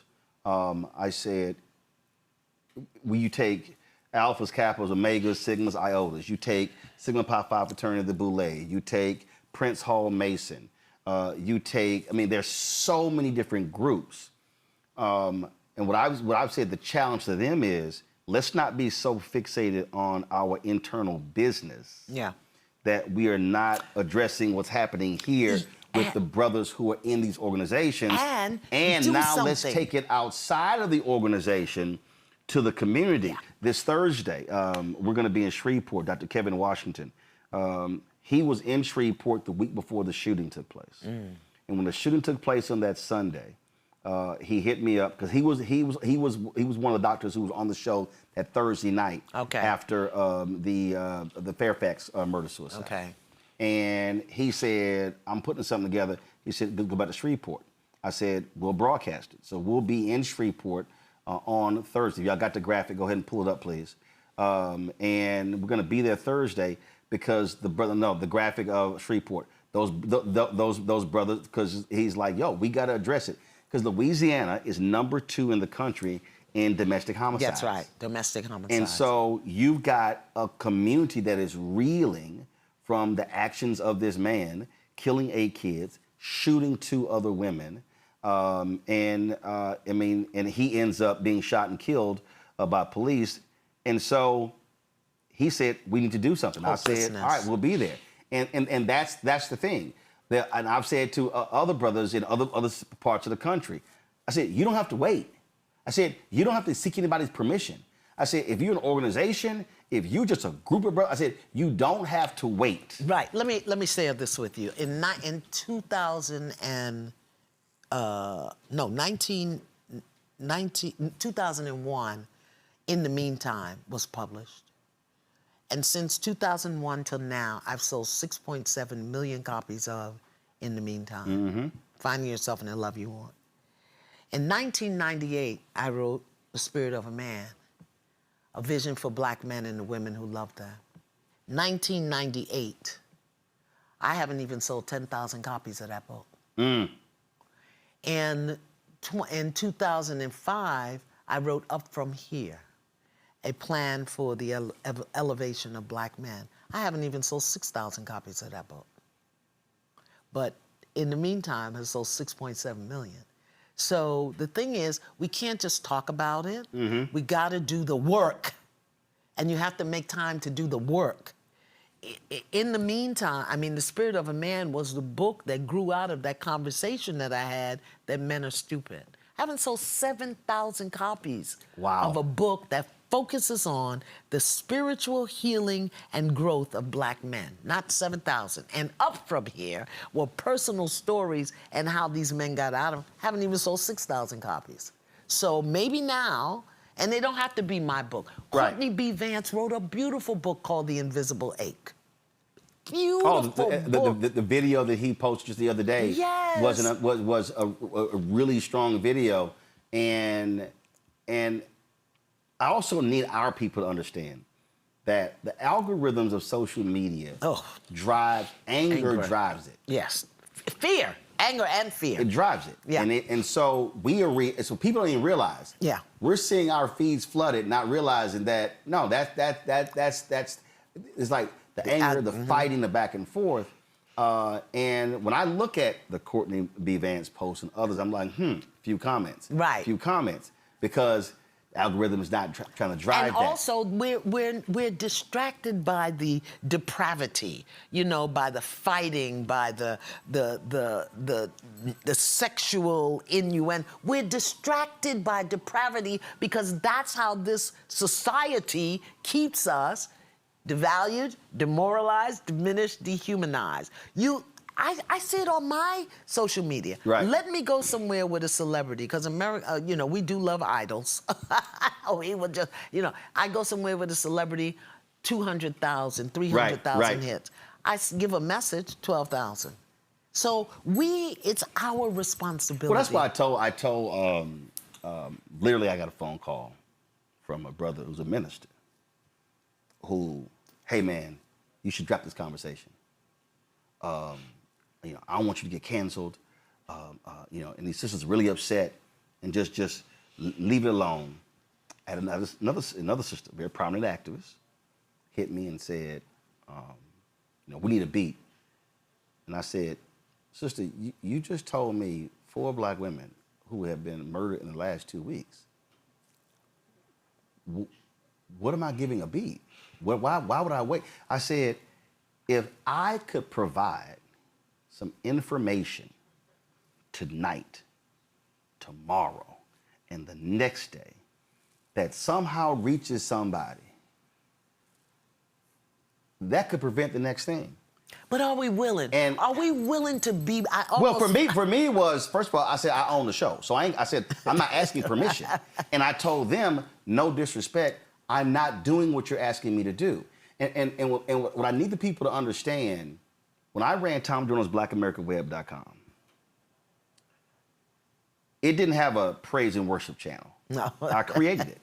I said, you can't have a black website and you ain't got no praise and worship. Iyanla, I can't even remember what I wrote. So I wrote a column. It's probably one of the pieces that's in my book, Listen to the Spirit Within. So I write this column, and I get an email. Mm-hmm. Sister says, I listen to Tom Journal every day. I go to the website every day. But today, for the first time, I decided to go to the praise and worship channel. I was like, okay. And she says, and then I read what you wrote. I'm reading the email. I'm like, okay. And then she says, I need you to understand something. I had already committed to kill myself. She said, I picked how I was going to do it. I picked where I was going to do it. I picked when I was going to do it. She said, but now after reading what you wrote, I now realize that God has a plan for my life. Mm. And I've told that story, and people are like, oh my God, that's amazing. I said, no. I said, you shouting on the wrong thing. I said, because if I was not obedient to him and didn't write what he put in my spirit to write, then it would have never been on the site for him to send her to read it at the appointed time. She had to be obedient too. And, right. And but that's the my job though is to write it. So my point is, I said, we're gonna do the segments. Right. We're gonna do the conversations. We're not giving it a beat because I don't know who's watching or listening. Right. And if we can provide people with real things, this, and again, I want not because it's the end all be all, but it's something. The books that you laid out, the books that others are laying out, what we cannot do is be in this moment being, and I'm gonna say it purposely, this is not a moment to be performative. No. To just put somebody's photo. That's right. On your Instagram. Right. Or put a graphic up or say thoughts and prayers, oh my God, when will this end? No, this is a moment where it requires action. Because see, even if this is not an issue for you, if you have never experienced domestic violence, you've never been raped, brutalized, whatever, you still got a wound. But as you do your work, you then become the Bible somebody else can read. You don't know who you're going to bump into on the train. We all have to do our work, whatever it is. And everybody's not going to church, Roland. Everybody's not going to the temple. But everybody can be healthy. Everybody can be regulated. We all have to learn a new language. And we, as people of color, as descendants of Africans, we got to get back to our culture and begin to do things that resonate with Big Mama in our bones, that strike up, auntie in our system, and stop embracing so much of this craziness in this world that don't have nothing to do with us. When I see women jump across a table and throw drinks in each other's face, oh my God, you can't. That's not good behavior. That's not good. First, just do understand something. I was in New York City for something, and I was like, well, everybody keep talking about this show. It was 2:00 in the morning. I was like, I'm in a hotel room. I'm not sleepy. 10 minutes. I said, this is what the people raving about. I said, they were by the pool yelling, hollering, and screaming about how you showed my charity deal and throwing wine. I was like, I can't. I said, I can't deal with this. I said, my brain, I said, I can't. So I don't even, and this is people, when I had my TV One show and this one, I refuse to allow reality show folk on my show. Well, I'm a reality show folk. No. You know what I'm talking about. You know exactly what I'm talking about. Now, let me tell you what. And I had a sister who was, I was out that day. And she was on one of them housewives show. And she was coming in town for this something else. I said, listen, she can come on the show to discuss this issue while she's in town. Y'all can't mention the show. And they were like, Roland, I said, you don't understand. I said, there are, some of y'all say, that's my entertainment. But it's a whole bunch of us, they are processing that in a whole different way. And I said, and I just can't be a participant. Well, you know why I watch it? Let me tell you why I watch it. I watch it because I want to know what our young people are looking at. I want to know how our young people are thinking.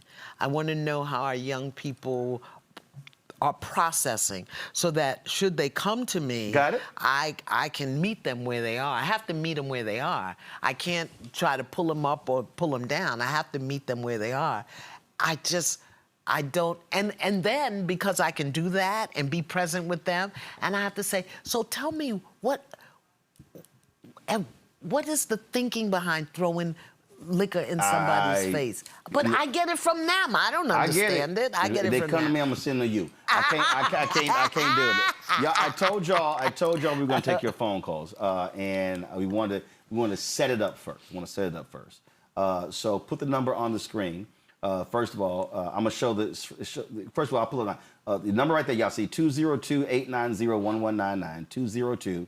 202-890-1199. If y'all have, some of y'all are like, hey, I wanted to ask Iyanla a question, here's your opportunity to do so. You can ask her a question.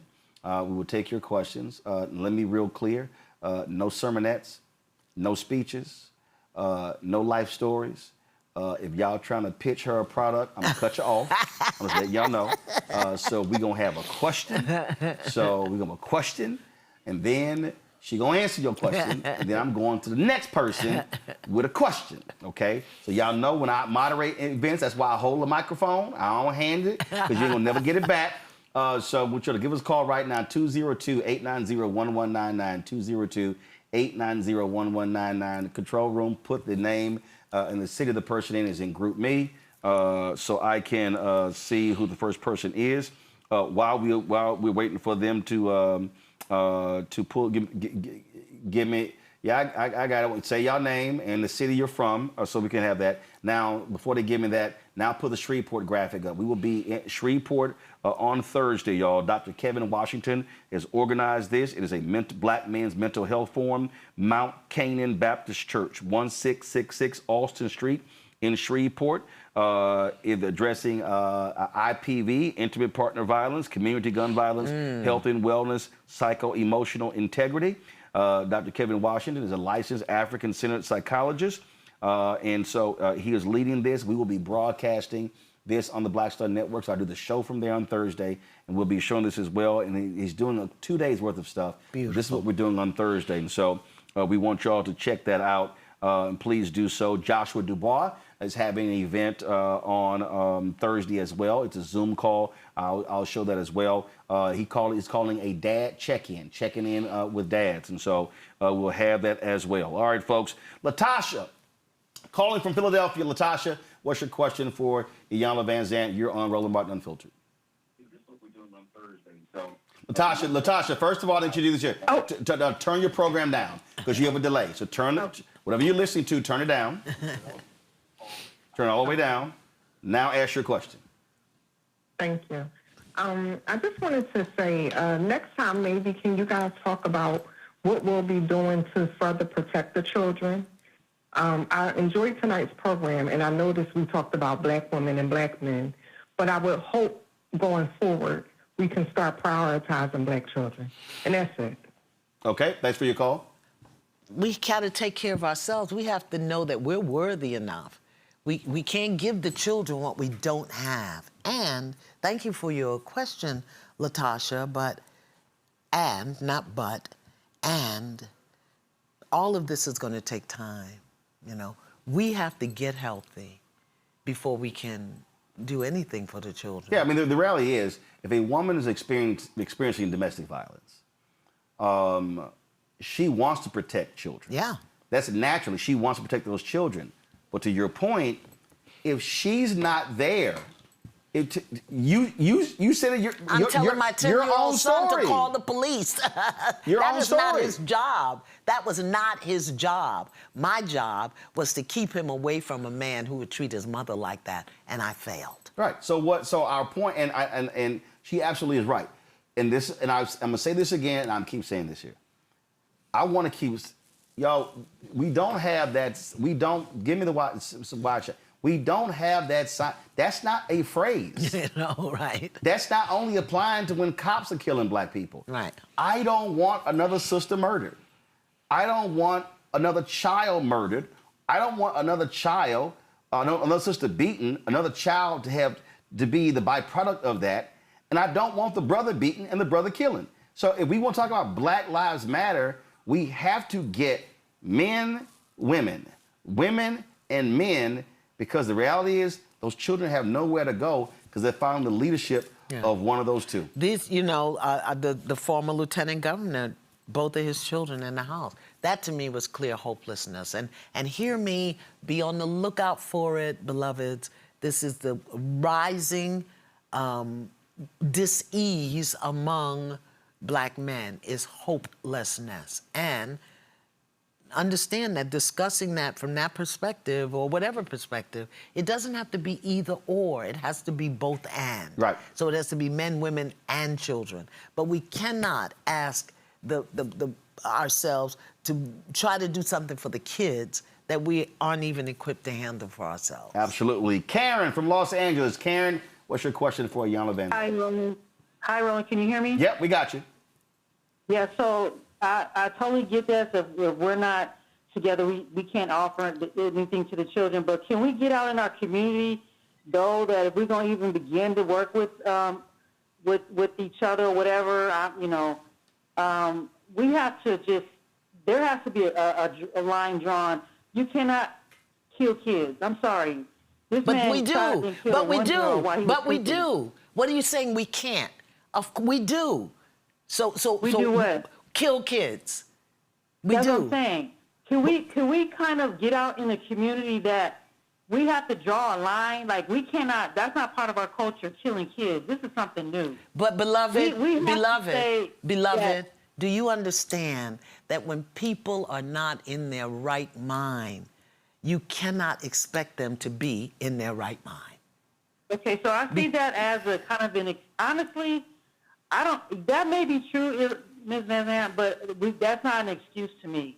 To me, why do you we hear have that? to draw- Hello? We have to draw a line. Listen, beloved, Okay. because I hear that you have a point that you want to make. That's not an excuse, my love. It's the reality. So what you're saying, can we? Okay. We can't, but we do because we're not well. And we Okay. can't Well, excuse sorry, it. I can't accept that. Okay, But- well, you don't have to. I feel like, shooting and killing a 1-year-old while he's sleeping, nah, that's something that we need to say, look, you're going to be doing something, we need to get out in the community, in the channels, wherever we are in the country. We need to Karen. make an agreement. Karen, If I feel Karen, like I'm going to Karen. kill kids, I got to leave. Karen. So Yes. you're speaking about what took place in Shreveport, correct? Yes. Okay. And I'm only going by what his brother said, and I'm only going by what his mama said. These are his family members. The VA told the New York Times that the brother spent a week in a VA hospital dealing with severe mental issues. The brother said, my brother loved his kids. If you look at the posting on Facebook, but if you also look at his Facebook postings, he talked about, God, please help me regulate my emotions. His own mother said that she talked to him and she said, son, you could beat this. And he said, Mama, the demons are too strong. The brother and the mother said they never thought at any time that the brother would kill 8 kids. So when you say we have to make an agreement, no one knows, no one literally knows that a person is going to wake up on a Sunday morning at around 6 a.m. and shoot and kill 8 kids. So this is what we're trying to say. Our goal is for that not to happen, which means that first, when that brother said to his mama that the demons are too strong, there should have been a massive follow me here. Yeah. Because again, no one knows what someone's action is. That should have been immediate family emergency. This brother is in a state that we don't know what's going to happen. But that did not happen. So what we're trying to do is deal with people what's happening here, deal with their wounds, so it doesn't lead to that. We don't know a brother's going. No one knew that Justin Fairfax was going to at midnight shoot his wife several times and then kill himself in another part of the house. No one did. It was a shock. No one knew that the brother who was married to the vice mayor in Florida was going to shoot and kill her. No one knew that the 23-year-old son was going to kill his 51-year-old mother in Cook County. So we can't predict that. What we can do is acknowledge we've got mental health issues. There are wounds. There are men and women who are hurting. And our job is to get as much information as possible to reach and touch and teach and empower and inform so it doesn't happen again. That's what our goal is. And you say it shouldn't happen, we agree. But as Iyanla said, it is happening.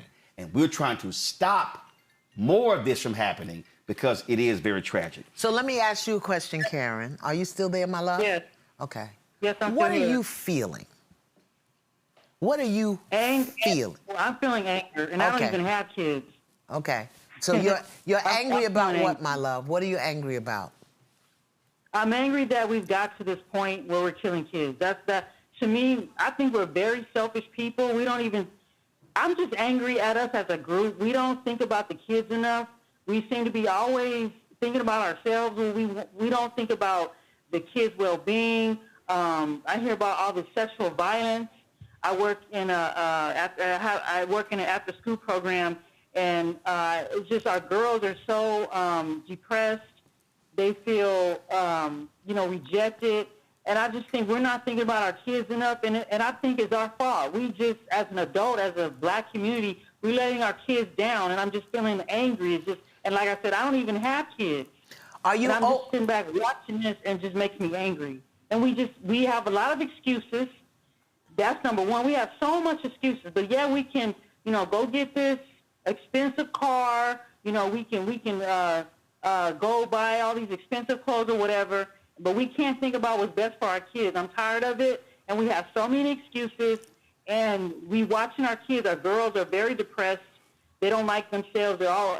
We had a circle with a bunch of teenage Karen, girls, we want to get to. I don't want to cut you off, but I want to offer you another possibility. I don't want to cut you off because I hear you and I thank you for sharing. Karen, do you know that at the polarity of anger is passion? Both of them have fire. Anger has a fire and passion has a fire. And what I hear you saying is that you have a passion for the children, a passion for our girls. I want to encourage you to find a way to take that passion and turn it into the very service that you see is needed.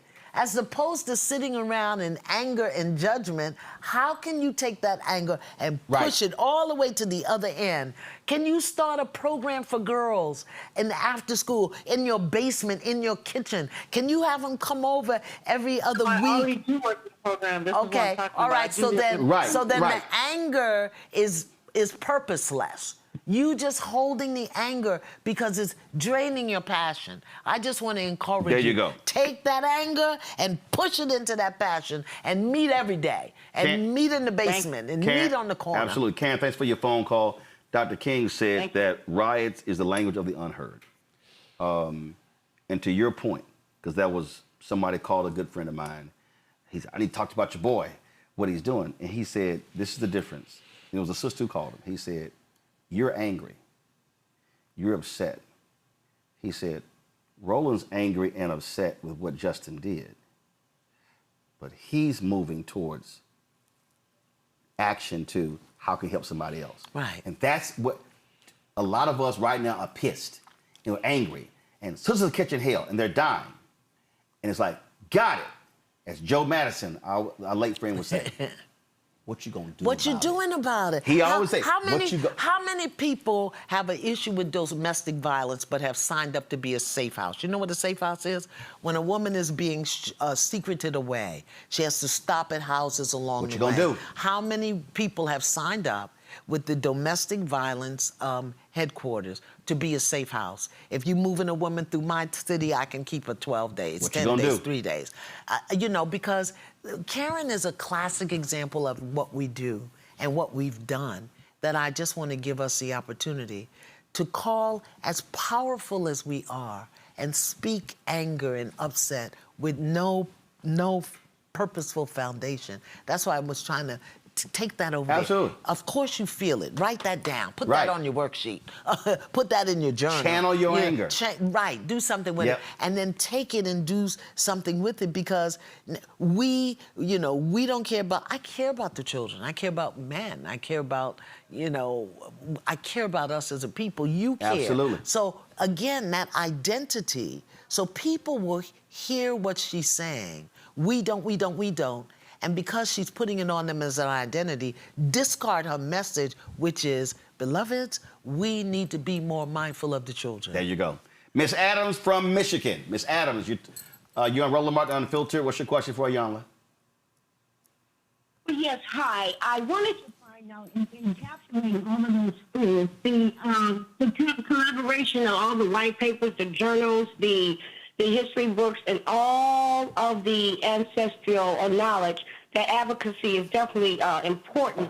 But tying all those together for mental health and access to psychiatrists, things of that nature, we wanted to just find out, what do you suggest for community health workers, in essence, just individuals within the community, to continue to push, that is, totally advocating for our new policies and changes, even though the world may not implement it, we need to implement it back into our communities. And how would that protocol or framework be suggested from you? So I'll address the public policy, and then Iyanla can address the community aspect. First, okay, that sounds perfect. I appreciate your question, Ms. Adams. Thanks a lot. There is a public policy component to this. This is why I'm always trying to get our people to understand voting. The reality is, cities, school boards, counties, state legislatures, and the federal government allocates dollars to mental health, to domestic violence, to various programs. There's a sister who is she's in a runoff for a criminal court judge in Dallas County. I ran to her at church on Sunday. And she said to me, Roland, if I'm elected, I'm gonna find her name. I know my mom and daddy watch it, so y'all text me her name. She said, if I'm elected, I'm going to set up a trauma program. I'm gonna set up a trauma program in my court. That's public policy. So if that sister wins, the reaction, Iyanla, is that she's gonna create this so as opposed to sending somebody to jail, right. she's gonna create the program. That's public policy. So we should be advocating for dollars in budgets. Now, that's the public policy component. The community component is different. I think if you're a social worker, a community worker, a guidance counselor, a teacher, whatever you are, do your own spiritual hygiene. Because we got crazy people teaching our kids. We got crazy people working in our programs, impatient, stressed out, anxiety. But also collect data. So, yeah. If you're at a church, go to your pastor and say, Pastor, can we do a survey? Who are the certified licensed psychologists and counselors in our church? LSW. And provide that list to the membership. And do your work, too. Right. And then if you don't go to a church, hey, do your research. Who are the black psychologists, the black psychiatrists, the black counselors who in your town, in your city, and say, hey, we put together a list. This is what I keep trying to tell people. You don't have to ask permission to do that. No, you do not. So to your point to Karen in LA, that's one thing you do. So now all of a sudden, if you're in Shreveport or you're in Charlotte or you're in Des Moines or wherever, you say, hey, we got the list. You need some therapy? Here are the black folks who do it. Pick whoever you want to go to, because the person who don't know, they don't even know where to look. You could put the list together. That's called helping the community out and putting it on your website, sharing it with churches, putting it in your text chats, sharing it with various groups, and now that thing is circulating all around the community. And I want to, again, encourage teachers, social workers, community workers, do your work also so that when people come to you, you meet them with presence and grace and not anxiety and just discarding them. Hey, I know you probably like when people come up to me, they're like, hey, what's your issue? What you need? Not a problem. Hit so-and-so. Right. Like I'm all about, listen, you ain't got to give me the 20-minute story. I'm all like, what you need? Yeah. No, hit so-and-so. Hit so-and-so. Right. That's called being a resource. Right. James Cook from North Carolina, the first brother to call. I got 5 other sisters. I'm going to come to y'all, but I got to throw a brother. James, what's your question for Iyanla? Thank y'all for this show. It really helped me. I'm a veteran, and I see so many black veterans that need mental health. Yeah. But how do I encourage them? Because I go through mental health myself. I get counseling, and I've been doing it over a year, and we need it. But how do I go about, I try to encourage them, but they really deny. But how can I go about trying to encourage even more black veterans to get help? Hey, James, have you ever walked with one? Have you ever said, you know what, I'm going to take you, brother, or I'll go with you? That's it. Most of the time, I try to share with them. They deny to say nothing wrong. No. But here's what I'm asking. If you know something is wrong, have you ever said, hey, brother, I go to the VA. You know what? I'll go with you. I'll drive you. I'll go with you. It's okay. Have you ever tried that? I never tried that, but I will now. There you go. And see, here's the deal, James. You can't save everybody. Right. I just want you to do it with one person. And here's the piece. If that brother says, hey man, I don't, you say, listen, you know what? I'm gonna go to another brother. I'm gonna go to 5 or 10. One of them might say, man, please go with me. Because they've been waiting on somebody to walk with them. And so just try that, and then you might find some success. Okay, thank you so much. I really appreciate it. I appreciate it, James. They won't go until it hurts bad enough. And we really do, Roland, need to deal with the issue of denial. So many of us are in denial about what's going on. Don't want to talk about it, sometimes because we don't have the language, sometimes because we don't feel equipped, and sometimes because we just too lazy to do the work. But I think the walking with someone is so important because they may be thinking, I'm going by myself. But if we just simply say, hey, Doc, I'll go with you. I'll be outside here waiting on, I'll take you back home. Yeah. You may be, that may be their start on that road to getting set. Usually to help somebody get on that road. Let's go to Donna McAdoo. Donna put a whole government name in here. Donna McAdoo Kelly, Springfield, Missouri. She put everything in here. Donna, you're on Roland about Unfiltered. What's your question for Iyanla? Hey, my brother, how are you? Great. I'm good. I understand that. My name is Donna McAdoo. Pardon my speech, I had throat cancer, so... It's Donna, we hear you just fine. Anyway, I wonder why we stay so long. I was in St. Louis, and I moved to Springfield in 2009. This man wouldn't hit me, but he would choke me. And when he choked me so hard that my eye popped out, I knew I had to not say nothing. He went to work, I went to the highway. We stayed too long.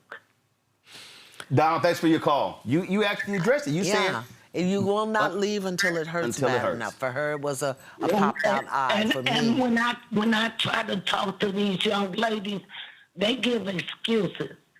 He didn't mean it. He was drunk. All this other stuff. Yep. Doesn't hurt bad enough. It just doesn't hurt bad enough. When it hurts bad enough. Don, thanks for your phone call. When it hurts bad enough, they'll leave. But here's the thing. When it hurts bad enough, they'll leave, but then don't blame him. And that's the other thing we get into. You know, then we'll make him wrong for us staying. Yep. And everything, there's a lesson. I learned so much staying in that relationship. I didn't know I was learning. I didn't get the lessons until later, but I never, ever made him wrong. What he did was wrong. How I participated was wrong. But I never made him wrong, and I don't think people understand the difference. Yep. What he did was wrong. It was wrong. What I did was equally wrong. Denise from Virginia. Denise, you're on Roland Martin Unfiltered. Your question for Iyanla. Denise? What do you do if the person is not willing to get help or receive help? How long do we wait for that lifelong? Do we wait for a call back? If they don't call you back and then you find out that it went the wrong way, how do you keep from beating yourself up thinking you should have did X, Y, and Z beforehand? I once heard someone say that you can't help someone if they don't want to help themselves. Denise, I just want to clarify. When you say that person, that man, that woman, a woman. Got it. So, a woman. So you're saying that if that woman doesn't want to leave, if that woman doesn't want to get help, is that what you're saying? Right. Okay. Yes. If you've advised her, and as a mother, I've said to the person, as his mother, I'm telling you, sister, this isn't going to go well for you. You need to leave. And they still don't leave, and they stay in that predicament, in that situation. How much time do you give yourself before you reach out and say, okay, I need you to do X, Y, Z. I need you to, and if they still don't leave and you drop it, then how much more space do you need to give this person? But before I go to Iyanla, I want to ask you a question. You said, as the mother of that man, you went to the woman. Is that what? And I said, this isn't going to go well. No. I understand that. No, hold on. I heard you. Here's my question for you, and then this is not judging. What conversation have you had with him? For him to not do what he was doing, you don't put your hands on a woman, you don't do this. How would you like if someone did this to your sister? Right. Hold on. I got all of that. Have you said to him, and I'm assuming this is your son, have you said to him, son, you need some help. Son, you need some therapy. Son, I will take you there because the path that you are wrong on is a destructive one. Have you said that to him? I have said to and again, the woman, I just want to ask Donna. Role model or, No, Don, I just want to ask. And again, I'm not judging. I'm just walking through. Right. Did you said to him, son, you need some help? And yes. What did he say to you? I don't need no help. I just need them to do, just a lot of venting, and not being accountable for what he's doing, not being held responsible for what he's doing. So much not feeling bad until I say, then he'll come back and say, yeah, Mom, you were right. I should have did, because I'll say, just leave. You have to leave, because if it gets too hot and gets too emotional, you have to step out of that situation. You're not going to see the wrong that you're doing until you leave and get out of it. So, okay, so when you did that, and he said, Mom, you're right, did you say, son, here is the name of a counselor, a therapist, a psychiatrist? Yes. Go ahead. I had looked up several places that he could check himself into, several places he could go to talk to people, several brothers that he could talk to, several Mason brothers he can go to, and I tried to pair him with different stronger men that he could go to, because my father wasn't here anymore. Than the role model he did have, that person wasn't here anymore. So it looked like to him that I have no ally. I have nobody to go to anymore. His father wasn't in his life. We couldn't go there. And so I saw other men that I could say, okay, talk to this man. Talk to this brother. You know, seek this out from this and that person. Got it. And he still resists. He would go to him, but he just wouldn't listen. He wouldn't listen sometimes. Iyanla. But now that he's gotten older, he's regretted that and says, I wish I had listened to you, Mom. I wish I had done it this way. I wish I'd have went on and did this and that. So he's matured from that now. But I just wanted to say to that female person, how much space do we give her before we say, you know, you need to leave, you know? And then if they don't leave and you give them the tools and you tell them how to leave, because being a person in a domestic relationship myself, I understood what she was going through and how she was going to justify what he was doing when I'm saying to her, that's not your fault. This is not your fight. This is him. Okay. But you need to know that you can't stay there. You have to secure it and be a safe haven for your children. Got it. Thanks for your call, Iyanla. Thank you. She don't want to hear what I got to say. No. Yes, she's over involved. Yes, ma'am. You are too involved in this business. You are too involved. You don't get to tell a woman to leave her husband. You don't get to do that. It's none of your business. What you get to do is to be an elder woman there to support her, to talk about whatever it is that she needs to talk about, to offer her some presence, support, and guidance. It's not your business, because if you tell her to leave and she doesn't and anything happens, then you're going to take that on. And it's not yours to take on. And you don't get to tell your son how to be a husband. You get to tell him how to be a son, how to be a man. And if he doesn't want to listen to you, he doesn't. You got to have clearer boundaries here. You're over-involved. And when he wants to do it, he will. Your job, Mama, is to pray. Your job is to be present to the degree. Your job is to have real boundaries. But you looking for men for him and this for him, beyond, here's a name, I'll go with you. You over-involved in this. I'm going to say this, Donna. You done exactly what you're supposed to do. Yeah, get out. You went to talk to your son, you tried to help him. You went to the sister, you tried to help. You have done, no one can say Donna did not do what she's supposed to do. Iyanla said it earlier.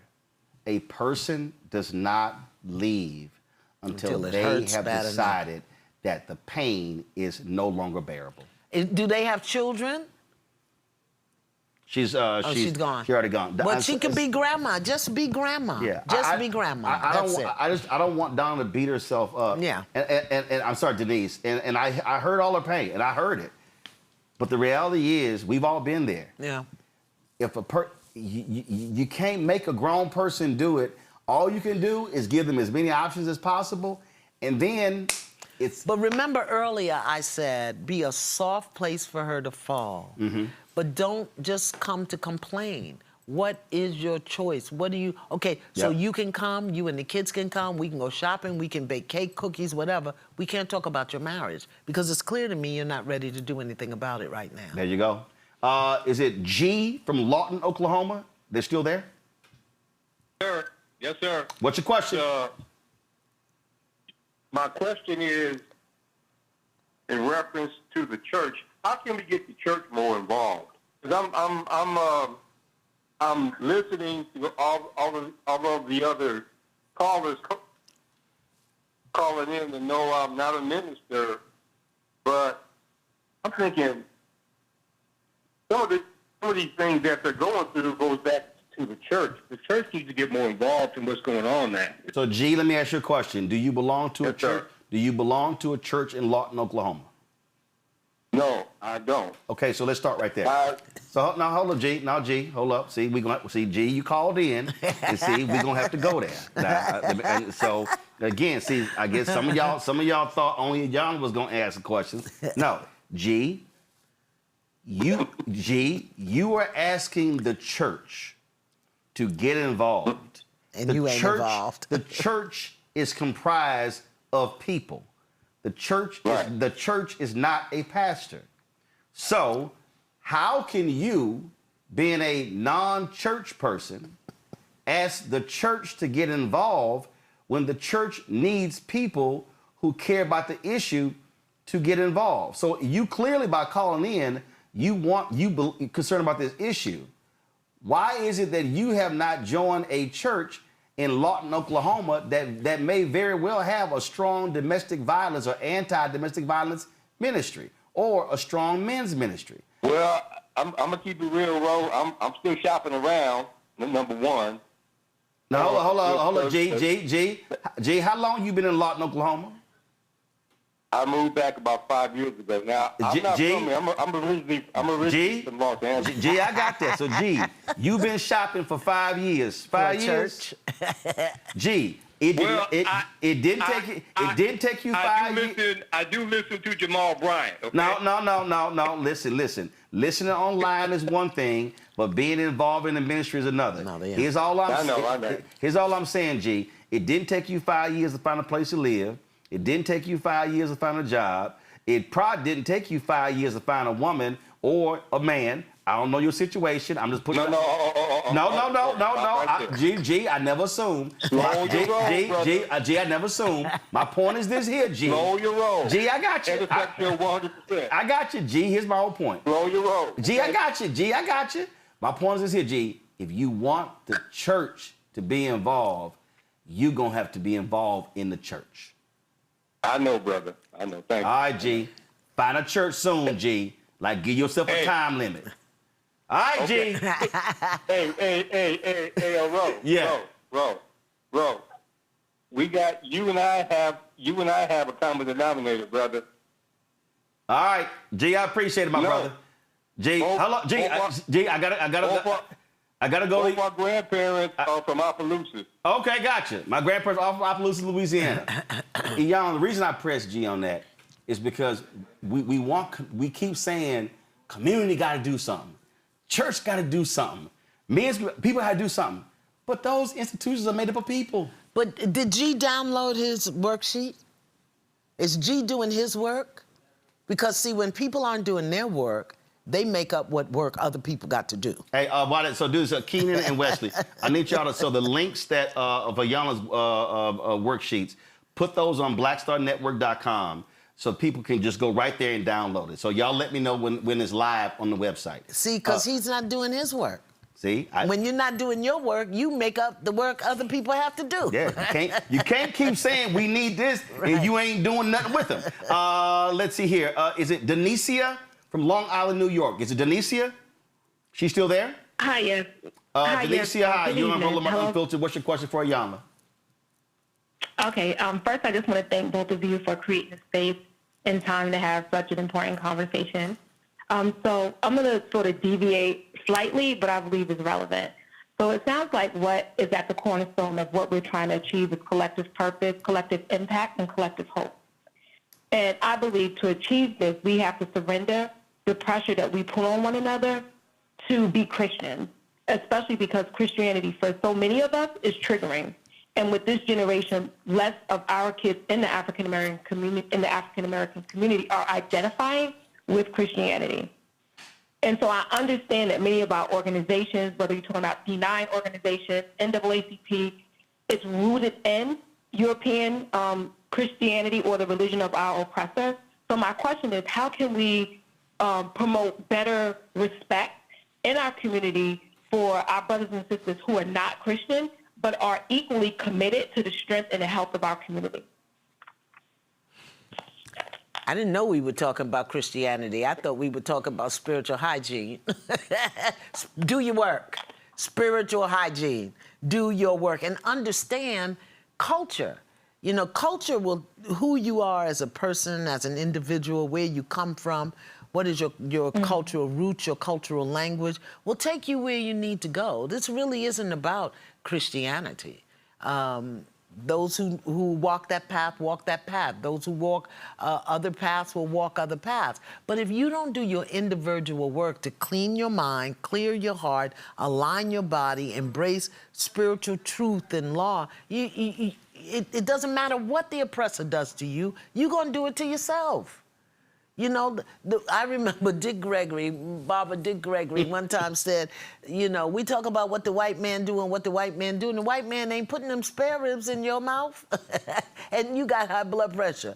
You know, we have to look at what we're doing, and don't worry about that. Because when you get right in your spirit, when your mind is clear, when your heart is clean, when you are aligned, you will be directed to where you're supposed to be, whether that's the church, the mosque, the temple, you know, the oak tree in the backyard. Mm-hmm. And it's going to come from within because God is going to take you where you're supposed to be. Denisha, we appreciate your phone call. Thanks a lot. Demi from Texas. Demi, we're taking 4 more calls, 3 after this one. Demi, what is your question for Iyanla? Hi, Roland and Iyanla. Miss Vanzant, yes. I just wanted to say, I think Roland answered my question because I was just asking for how do we go forward with seeking mental health professionals, and he did clarify that when he said go through the church or try to go through directories, I guess, and look for black therapists. Right. So I want you to look up. I want you to look up the Association of Black Psychologists. National Association. We right? had Dr. Monique Swift Muhammad on. She's the president. Right. There are several organizations, but start with them. They have a database. Also, National Medical Association. That's the group of black doctors. Try them as well. And what we're going to do is we're going to also be reaching out. And social workers, International Association of Black Social Workers. You got social workers as well. So one of the things that we're going to do is we're going to also begin to compile links to those different groups and have them on blackstarnetwork.com. That way we can just say, hey, we already got on the website, and we'll just add more to it just to make it a lot easier for y'all to be able to access the information. But we appreciate it. Thanks for your phone call. And if you are a psychologist, psychiatrist, social worker, licensed clinical social worker, please send me your information at customer@iyanla.com because I do have a resource list. There you I go. have coaches, ministers. So if you are, you know, and you accept patients, clients, send me your information. I would love to put it on my resource list. You said customer@Iyanla, IYANLA.com. Got it. Send me your card, your number, what services you offer, and we'll put it on our resource list. There we go. I have a real long resource Good. list. Clyde from Houston. Clyde, you're on Roland Martin Unfiltered. What's your question for Iyanla? Hey, how's it going, Martin? Doing great. Again, I wanted to say to you in regards to, again, the topic itself, that you and what you and Iyanla was doing in terms of the abuse that's happened with the black women in our community, too, as well. I think also, too, Roland, that you're on target with what you're doing as well as her, having her there. I say to you that I grew up in a household where my dad, again, was an abuser in terms of my mom being an alcoholic.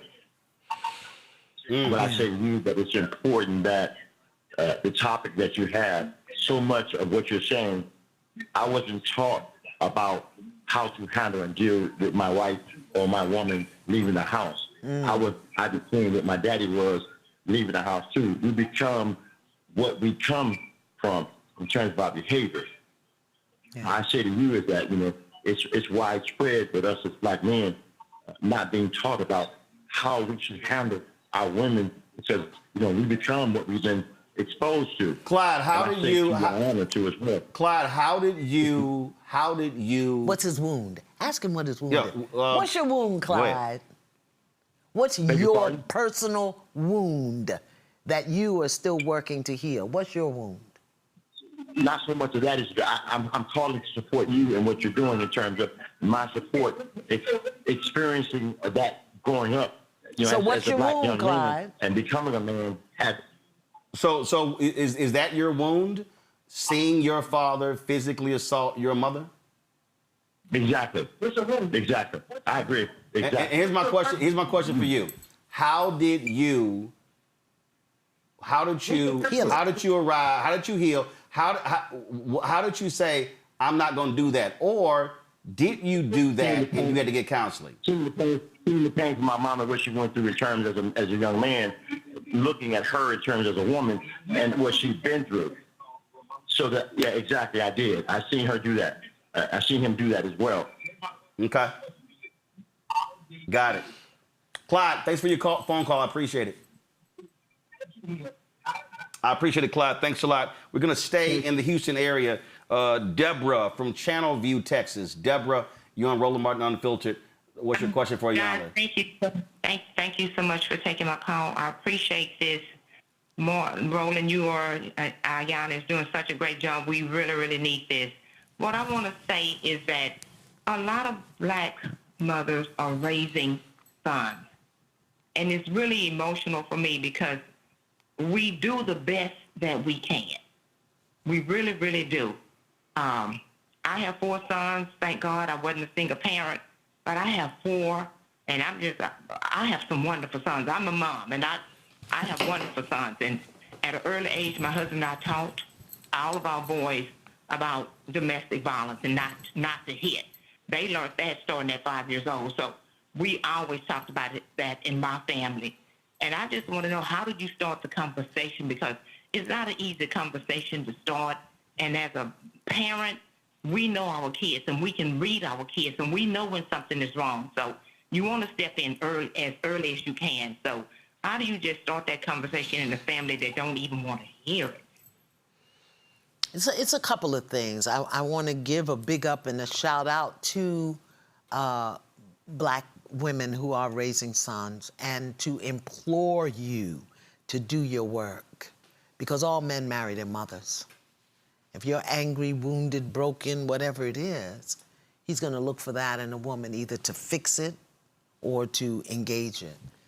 And as a mom, we owe it to our children. I talk about, in Spiritual Hygiene, I talk about the contributions that I made to my daughter's life that supported her death, because I didn't know that I had work to do. I think the conversation begins, Ma, with self-respect. Men who really respect themselves don't beat women. Men who really respect themselves, who haven't bought into the devaluation, dehumanization, minimization that this society heaps upon them. A man who really loves and respects himself, won't do that. And a man who does not embrace patriarchy, misogyny, does not do it as well. He doesn't. And so the conversation with our sons really has to be about loving, honoring, and respecting themselves. This is what I taught my great-grandson that I'm raising. You are a strong black boy becoming a powerful black man who's going to do great things in the world. That's what I say to him. You are a strong black boy. And as a black boy, you have to have respect, responsibility, accountability, courage, kindness, and compassion. We forgot that part, kindness. Kind man is not going to hit a woman. A compassionate man is not going to hit a woman. A man who has respect is not going to, a man who's responsible. So it's teach the principles that they need to embody as men, and then they won't have that bad behavior. And not even just hit. Again, I keep, for me, everything is the continuum, okay? And I deal with, I think linear. The end of the line is murder. Yes. Before murder is physical assault. Cussing you out. Before physical assault is verbal assault. Yes. And so, and psychological. Right. So before verbal assault is tone that creates fear, anxiety, all of that. Intimidation. And so how I want us to think about this here is, we know what the end is. I need us to bring it all the way back here to say, now, so when you ask the question, how do you, this is not, the starting point is, for me, is not teaching sons not to hit. Right. That's not the starting point. No, absolutely not. The starting point is, son, why did that thing make you angry or cause you to have heightened tension and for you to shout and yell? Well, I want to go back even further than that. Right. Before that is, tell me what you're feeling. Right. So what I'm saying is, so and again, I'm not. Your question is excellent, we got to move our starting point way back. earlier. Yeah. Because the early stuff leads to the verbal abuse, leads to the physical hit, leads to the choking, leads to the sexual assault in relationships, and then it's going to lead to murder. Yeah. So we got to be dealing with this stuff on the front end. So I want to say to all mothers out there who have sons or grandmas, who have grandsons, aunties, who have nephews, who are 4 years, between 4 and 13, figure out how to help them verbalize what they're feeling. There are books that you can get so that they know the distinction between frustration and gas. Right. Between disappointment and exhaustion, between anger and sorrow, anxiety, disappointment. Be willing to ask him, tell me what you feel. How did that make you feel? Because that is what overwhelms the central nervous system of a man. Suppressed feelings. What overflows the central nervous system of a woman is repetitive thoughts. So get him to talk about what does that feel? How did you feel? Right. Or this is not tied to this, but actually I think it is. It's also, I'm a firm believer in this, allowing a kid to figure it out. Right. Meaning, and I listen, Don't do it for listen, I ain't got kids, but I've raised 6 nieces. And I'll be sitting there going, I know the answer. You're going to figure it out. Because the reason I did that, Iyanla, because I wanted to see their thought process. Yeah. I wanted to see in real. I'm sitting, because everything. Look, when it comes to media, I don't care. I remember we were at TV One. Henry knows. I was the radio show I had. They were screwing the phone calls up. I'm like, man, I ain't dealing with y'all. So I sat there. And I had a mixer and I had cables, and all I did was just sit there and just look at it. And Henry said, "You ain't leaving here till you figure this out." I'm like, "Yep." And so the whole thing was thinking through. You made a point earlier when you talked about the social media world, and I need parents to understand. For millennials are not as bad on this, but absolutely with Gen Z, Gen Alpha. The social media world and how they're being taught in educationally. They're being taught to memorize. That's right. But not to think. That's right. Not to process. That's right. Not to go through, to your point, why did that make you angry? That's right. Why are you upset? Why? And so, for me, I wanted to see my nieces think. Right. I wanted to see this, that, and the other. The other thing because that's a part of also, you take the thinking through of that and you apply it over here. Again, going back to when clothes shrunk. Now, I could get mad and yell, and it could lead to, or I can we're going to bypass all that and just do this. But I had to process all of that. But you know what else that taught you, Roland? Which like you said, they learn to memorize, not to think.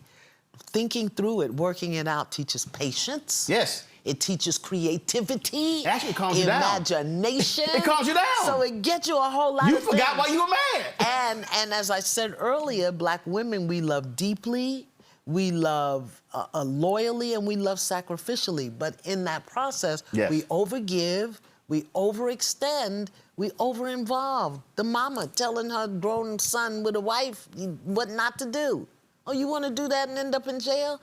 That's not going to turn out well for you, but I hear you. You have a right to make that choice. I never forget. Before Alexandria, get ready for your question. It was in Houston, Texas. These two white guys and a black guy decided to go to Montrose, which is the gay part of Houston, and they killed a man. And the reporters were in the hallway talking to the parents, and the dad was standing there, and the mom was over there crying, and the dad said, "Let me be clear. My son did it. My son's pleading guilty. We're not going to mortgage our house to hire a lawyer to get him off.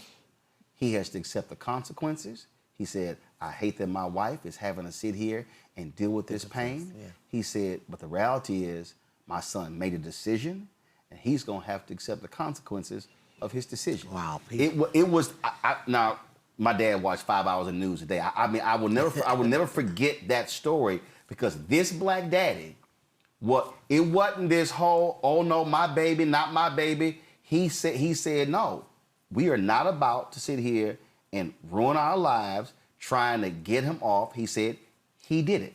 And you know, that's probably the most loving thing that he could do. First, for himself and his wife. But second of all, for the son, to hold him accountable, to allow him to experience the consequences and to take responsibility. He was saying, me and your mama can't save you. Yeah, so many times, you know, we keep people from hitting rock bottom because we forget God made the rock.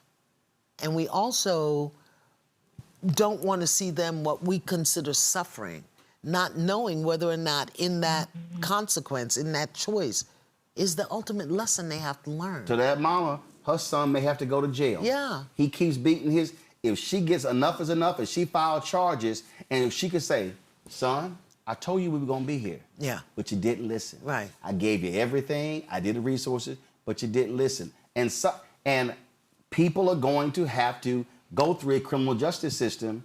If you are physically harming somebody, that is assault. And if you commit that act, you're gonna have to deal with the consequences. We trying to keep people from even getting to that point. Alexandria, you have the last question from Philadelphia City Brotherly. Since you started these platforms. Thank you. My question as a black woman with black men, watching them going through day by day, going through the motion of survival and survival mode. That's our And number one survival enemy. mode can cause you to burn out, and that burnout can cause depression. I've watched it in several men in my life. My nephew and my best friend. My best friend is right now watching his father go through hospice. My nephew informed me that swimming upstream is his way of handling things. And they both put their health aside. They both put time to rest aside. And that's where my concern is. I'm not trying to be a nag, but my thing is I want to know the right questions to ask to make sure they are okay and taking care of themselves. Alexandria, thanks for your question. I don't even think it's a question. I just think it's a statement. Listen, I'm looking at you. This is what I see. This is what I feel. I want you to know I'm here. For support, I'm here. Don't ask any questions. And there's nothing you can ask, because the one thing you don't want to do is to press in too deeply, too far, and then have them shut down on you. So there's nothing, just say, you know what, I'm looking at you and I know what I'm seeing, and I want you to know I'm here. If you need to go talk to somebody, I'll go with you. As you said, if you need a day off, can I get you a massage? I mean, whatever it is. Here's the question that I would ask. Tell me how you're feeling. Not what you're doing. Tell me how you're feeling. And just let him start there. How often do people ask you, Roland, as a man, Roland, how you feel? Rarely. Okay. Rarely. They'll ask you what you doing, what you up to. Rarely. Alexandria, first of all, thank you for your phone call, and I'm gonna answer your question. So thank you for your phone call. Thank you. Rarely it happens, because people pull, texting and calling and wanting. Can you call somebody? Can I get on your show? I got a book and all of that, and it's emotionally draining. Yeah. And so what I always say, you have to, when you've been drained, you got to be filled back up. For me, I love golf. Golf is my escape. Okay. I'm outdoors. Okay. I'm walking. I'm enjoying it. I may not be playing that great that day, but that's my thing. I'm rarely on my phone. I need my escape. Okay. What I would say to Alexandria, first of all, when she said, the brother said he was swimming upstream. Now, first of all, I don't play with water. I'm a land-based brother. But swimming experts say when you are swimming against the current, yeah, the smart thing to actually do is to swim sideways. Right. So you can go across so you can go across. Yeah. The problem that what we have not done is we have not, and I need people listening and watching. You threw out something that I guarantee you people went, psh, what's she talking about? When you said a massage.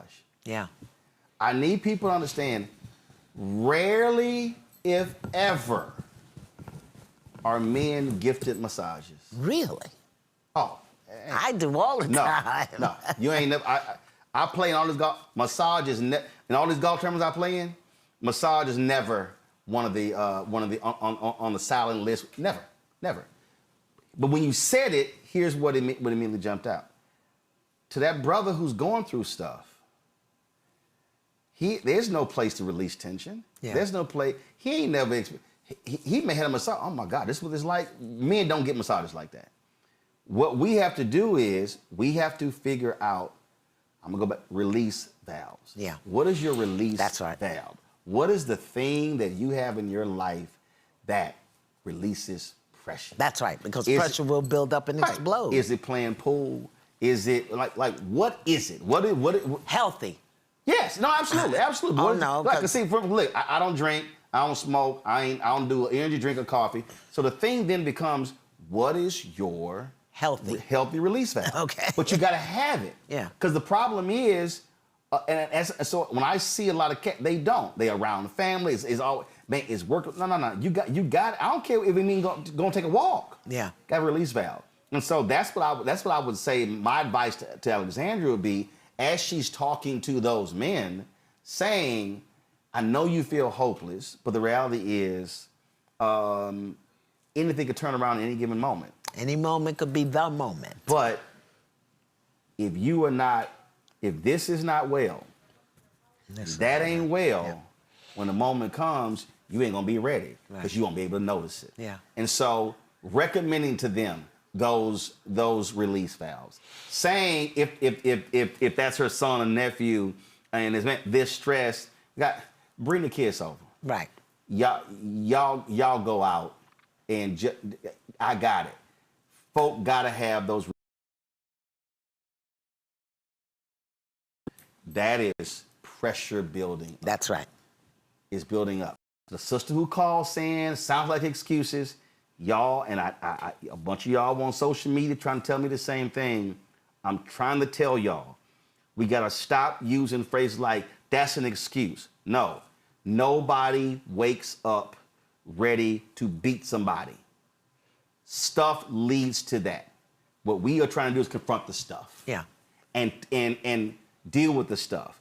Deal with the wound. Deal with all of that. The emotional deregulation, the overwhelmed central nervous system, the suppressed emotions. I'm telling you, I am totally convinced that our ancestors, present in our DNA and in our bone marrow, are so distraught with the way we are behaving that they're rebelling against us, within us, to bring us to the point of saying, we got to do better. We just have to do better as a people. Men, look at your wound and own the harm that it's caused, and figure out what you need to do to get the wound healed up so that you can eliminate the harm. Women, you can love them, whoever they are, but don't lose yourself. And that's why you have to do your spiritual hygiene, your cleaning your mind, your strengthening yourself. Men, look at your invisible aches. Look at your invisible aches, because it just looks like you're not hurting. We know you are, and we don't know what to do about it. So when we know you're hurting, we don't know what to do about it, then we'll overgive, overextend, over-excuse, because we do love you. We do love you. All of us need to stop thinking of each other as enemies. Black men are not the enemy of black women. Black women are not the enemy of black men. And this society, this structure of this system has pitted us against one another, and somebody's getting rich off of it. The other thing, we've got to really, as a community, individuals, I don't want to say we, as individuals, we really want to start monitoring what we put out in the universe in terms of our messaging, in terms of our speaking, in terms of our canceling, judging. Why? Because everything you put out is coming back to you. Some of us are getting our butt kicked about gossip and judgment and speaking that we did 5, 10, 15 years ago. It's coming back. There's an equal and opposite reaction for everything. So we just need to clean up, Roland. What you just said there, my final comments is this. There was when I was in the Dominican Republic on vacation, anniversary vacation, and somebody hit me and they said, there are people who on TikTok who are calling for YouTube to cancel your channel. And I laughed. And I said, well, that's dumb. And I said, so for the folk who are mad with something I said or posted, I said to this person, I said, why don't you go on their page and ask them how many other black shows are having the conversation? Well, how many other black shows are there? Well, there are black shows. Okay. But there are black shows, but then there are shows hosted by blacks. We want to get rid of the entire show and network because you mad about this one thing. But tomorrow, there's something you gonna want somebody fighting for you. Yeah. And the thing that you want to get rid of may not be here. Yeah. And so to your point, I need our folk to stop being so reactionary, so angry, so resentful, and say, who's actually trying to help our people and harm our people? And my last point is this, and why, because somebody told me, man, you only feel this way because Justin Fairfax is your frat brother. I said, no. I said 17 years ago, when Chris Brown beat Rihanna, I was at CNN. And I was watching all of these networks and CNN. They had all these shows, and I mostly saw women on these shows talk about domestic violence. And the conversations were to protect the woman, protect the kids, get out of that situation. And I was filling in for Campbell Brown. And I said, I want an all-male panel. They went, what? I said, well, all I've seen are women talking about domestic violence. I said, if men are committing 96% of the violence, I want to have a panel of men who can confront and deal with men. You would have thought I was proposing to shut the network down. They fought me on it. Kevin Powell had written about abusing women before and how he sought therapy. I wanted to have him on. They told me absolutely, he was on an MTV reality show, wouldn't do it. A week later, he's on Oprah. A week later, Oprah had a show with men, domestic violence. Yeah. And I sent an email, you shouldn't rub it in our faces. I said, no, I'm just letting y'all know. My instincts were right. You told me I was wrong. But you're a black man. But they're going to diminish you, right. Dehumanize you, demoralize you. And so I made them, but the problem is they forgot what kind of black man I was. I said, no, we doing the panel. And the person who produced the segment is now the president of MSNBC. She didn't want to do it. But I said, no, we doing the panel. So the point I'm making to people, that was 17 years ago. And what I dealt with my sister was 24 years ago. It was 24, 25 years ago. So that predated that. So I've always been saying this, that we will never be able to get a handle and confront domestic violence until we deal with the mental health issue. And the mental health issue. Right. And I want to say this, we talked, and what I told you was, don't take it on. Don't take it on. People want to dump their responsibility onto you. Again, we each have to take responsibility for our mental health, our spiritual hygiene, the trajectory of our life. Then we can come together as a whole community. The question has to be, though,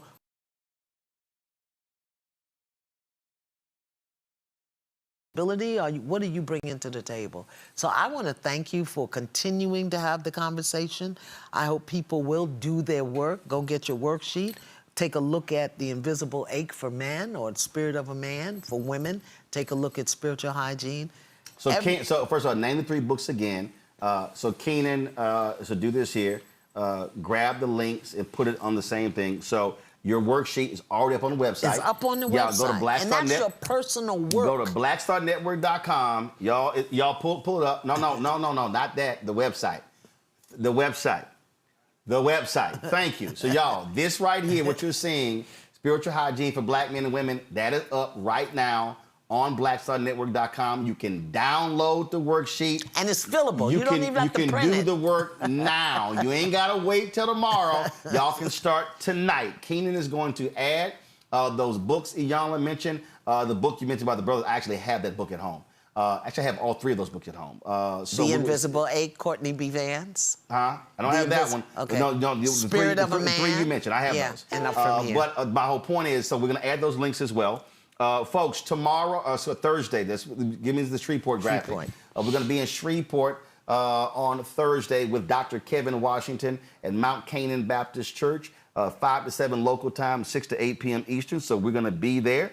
So look forward to that. I mentioned this. I will go ahead and show it. The sister who I met at my parents' church, Lakeisha Smith.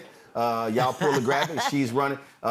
She's running for a criminal court judge. My mama sent me my absentee ballot today so I can vote in the runoff. But when I was talking to her, she said that she said if I get elected, I am going to have a trauma unit in my court for these very issues. She told me that she experienced domestic violence, lived in a shelter. She understands these issues.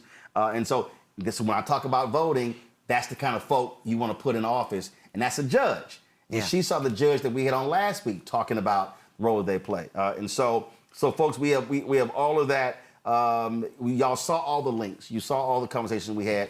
Do me a favor. Y'all need to be sharing it. If it's a whole bunch of mess and it's a whole bunch of gossip, we sharing stuff left and right. Oh, it's going to be 30,000, 100,000, 200,000 likes, hearts, all this sort of good stuff. But what this conversation can do for you will do more for you than any gossip conversation will. This is about breaking generational curses. Yeah. There are multi-generations that have experienced domestic violence. We could cut the generational curse today. We don't want a child, teenager, youngster, to have to now go through life, mama gone, daddy gone, murder-suicide, or mama killed, and daddy going to prison for life, or beating somebody, and same thing. We all can change this. We all have a role and responsibility. And I ask you to use your platform. You may not have 5 million followers. You may not have almost 2 million YouTube subscribers. You may not have any of that. But you can talk to one person. That's right. You could reach one person. And if that's all your capacity can handle, that's fine. Because you don't know that the one person who you're talking to, you might be saving their life. And so to the brother from Lawton, Oklahoma, find you a church and get involved. To the sister from Los Angeles who said we shouldn't be killing kids, you're right. But if we don't do this thing as a community, it cannot be done. And it cannot be done if black men are arguing with black women and black women are arguing with black men, and we're sitting here yelling, fighting, and talking about whose pain is greater, who's experienced more, because the reality is, ain't nobody gonna save us but us. And that's what our role and responsibility is. Iyanla, I appreciate this conversation. I thank you. Enjoyed it. I did too. Thanks a bunch, folks. Thank you for your phone calls. Thanks for watching. I see y'all comments in the chat. Of course, we'll be restreaming this as well. Don't forget, y'all support the work that we do. Listen, we ain't got millionaires and billionaires who cut us checks to support this show. It's really, we've been surviving because y'all have been standing with us every step of the way. We are now exceeded, Keenan, you sent it to me, I forgot. We're up to about 39,000 plus. We're close to 40,000 donors. Our goal is to get 20,000 people annually contributing $50 each. QR code. You see it right here on the screen. That's also for credit cards as well. Checks and money order. For all y'all folks who can't stand electronic stuff, make it payable to Roland Martin Unfiltered, P.O. Box 57196, Washington, D.C. 20037-0196. PayPal's R Martin Unfiltered, Venmo RM Unfiltered, Zelle, Roland at RolandSMartin.com, Roland at RolandMartinUnfiltered.com. Download the Black Star Network app, Apple phone, Android phone, Apple TV, Android TV, Roku, Amazon Fire TV, Samsung Smart TV. You want to get our Roland Martin Unfiltered swag? Please do so by going to shopblackstarnetwork.com. Our t-shirts, hats, all that good stuff, including our best-selling shirt, Don't Blame Me, I Voted for the Black Woman. Y'all can get that as a t-shirt, as a crew neck as well. And we created a marketplace. This is another thing for me that's important, supporting black-owned businesses. We've got more than 50 black-owned companies that are on our marketplace at shopblackstarnetwork.com. These are all black-owned products, all black companies. When y'all buy products from there, you're also supporting this show because we receive a percentage of that as well. And so please go to the site, support those black companies. Download the app Fanbase. Isaac Hayes III is the founder of that. You can follow me at Roland S. Martin. I believe in supporting black-owned social media platforms. So download his app. Don't forget, watch Brittany Noble every day at noon Eastern. The breakdown of Brittany Noble on the Black Star Network. Get that as well. And don't forget, go to our website. Go to blackstarnetwork.com. Download the worksheets. Iyanla has one for men, one for women. Y'all can download them together. Y'all can fill them out separately. Y'all can turn this into a thing at a party. Y'all can call a group together for y'all having y'all frat brotherhoods. You can do this as well. This is about us doing the work as we speak right now. Folks, that's it. I'll see y'all tomorrow right here, Roland Martin Unfiltered on the Black Star Network. Holla!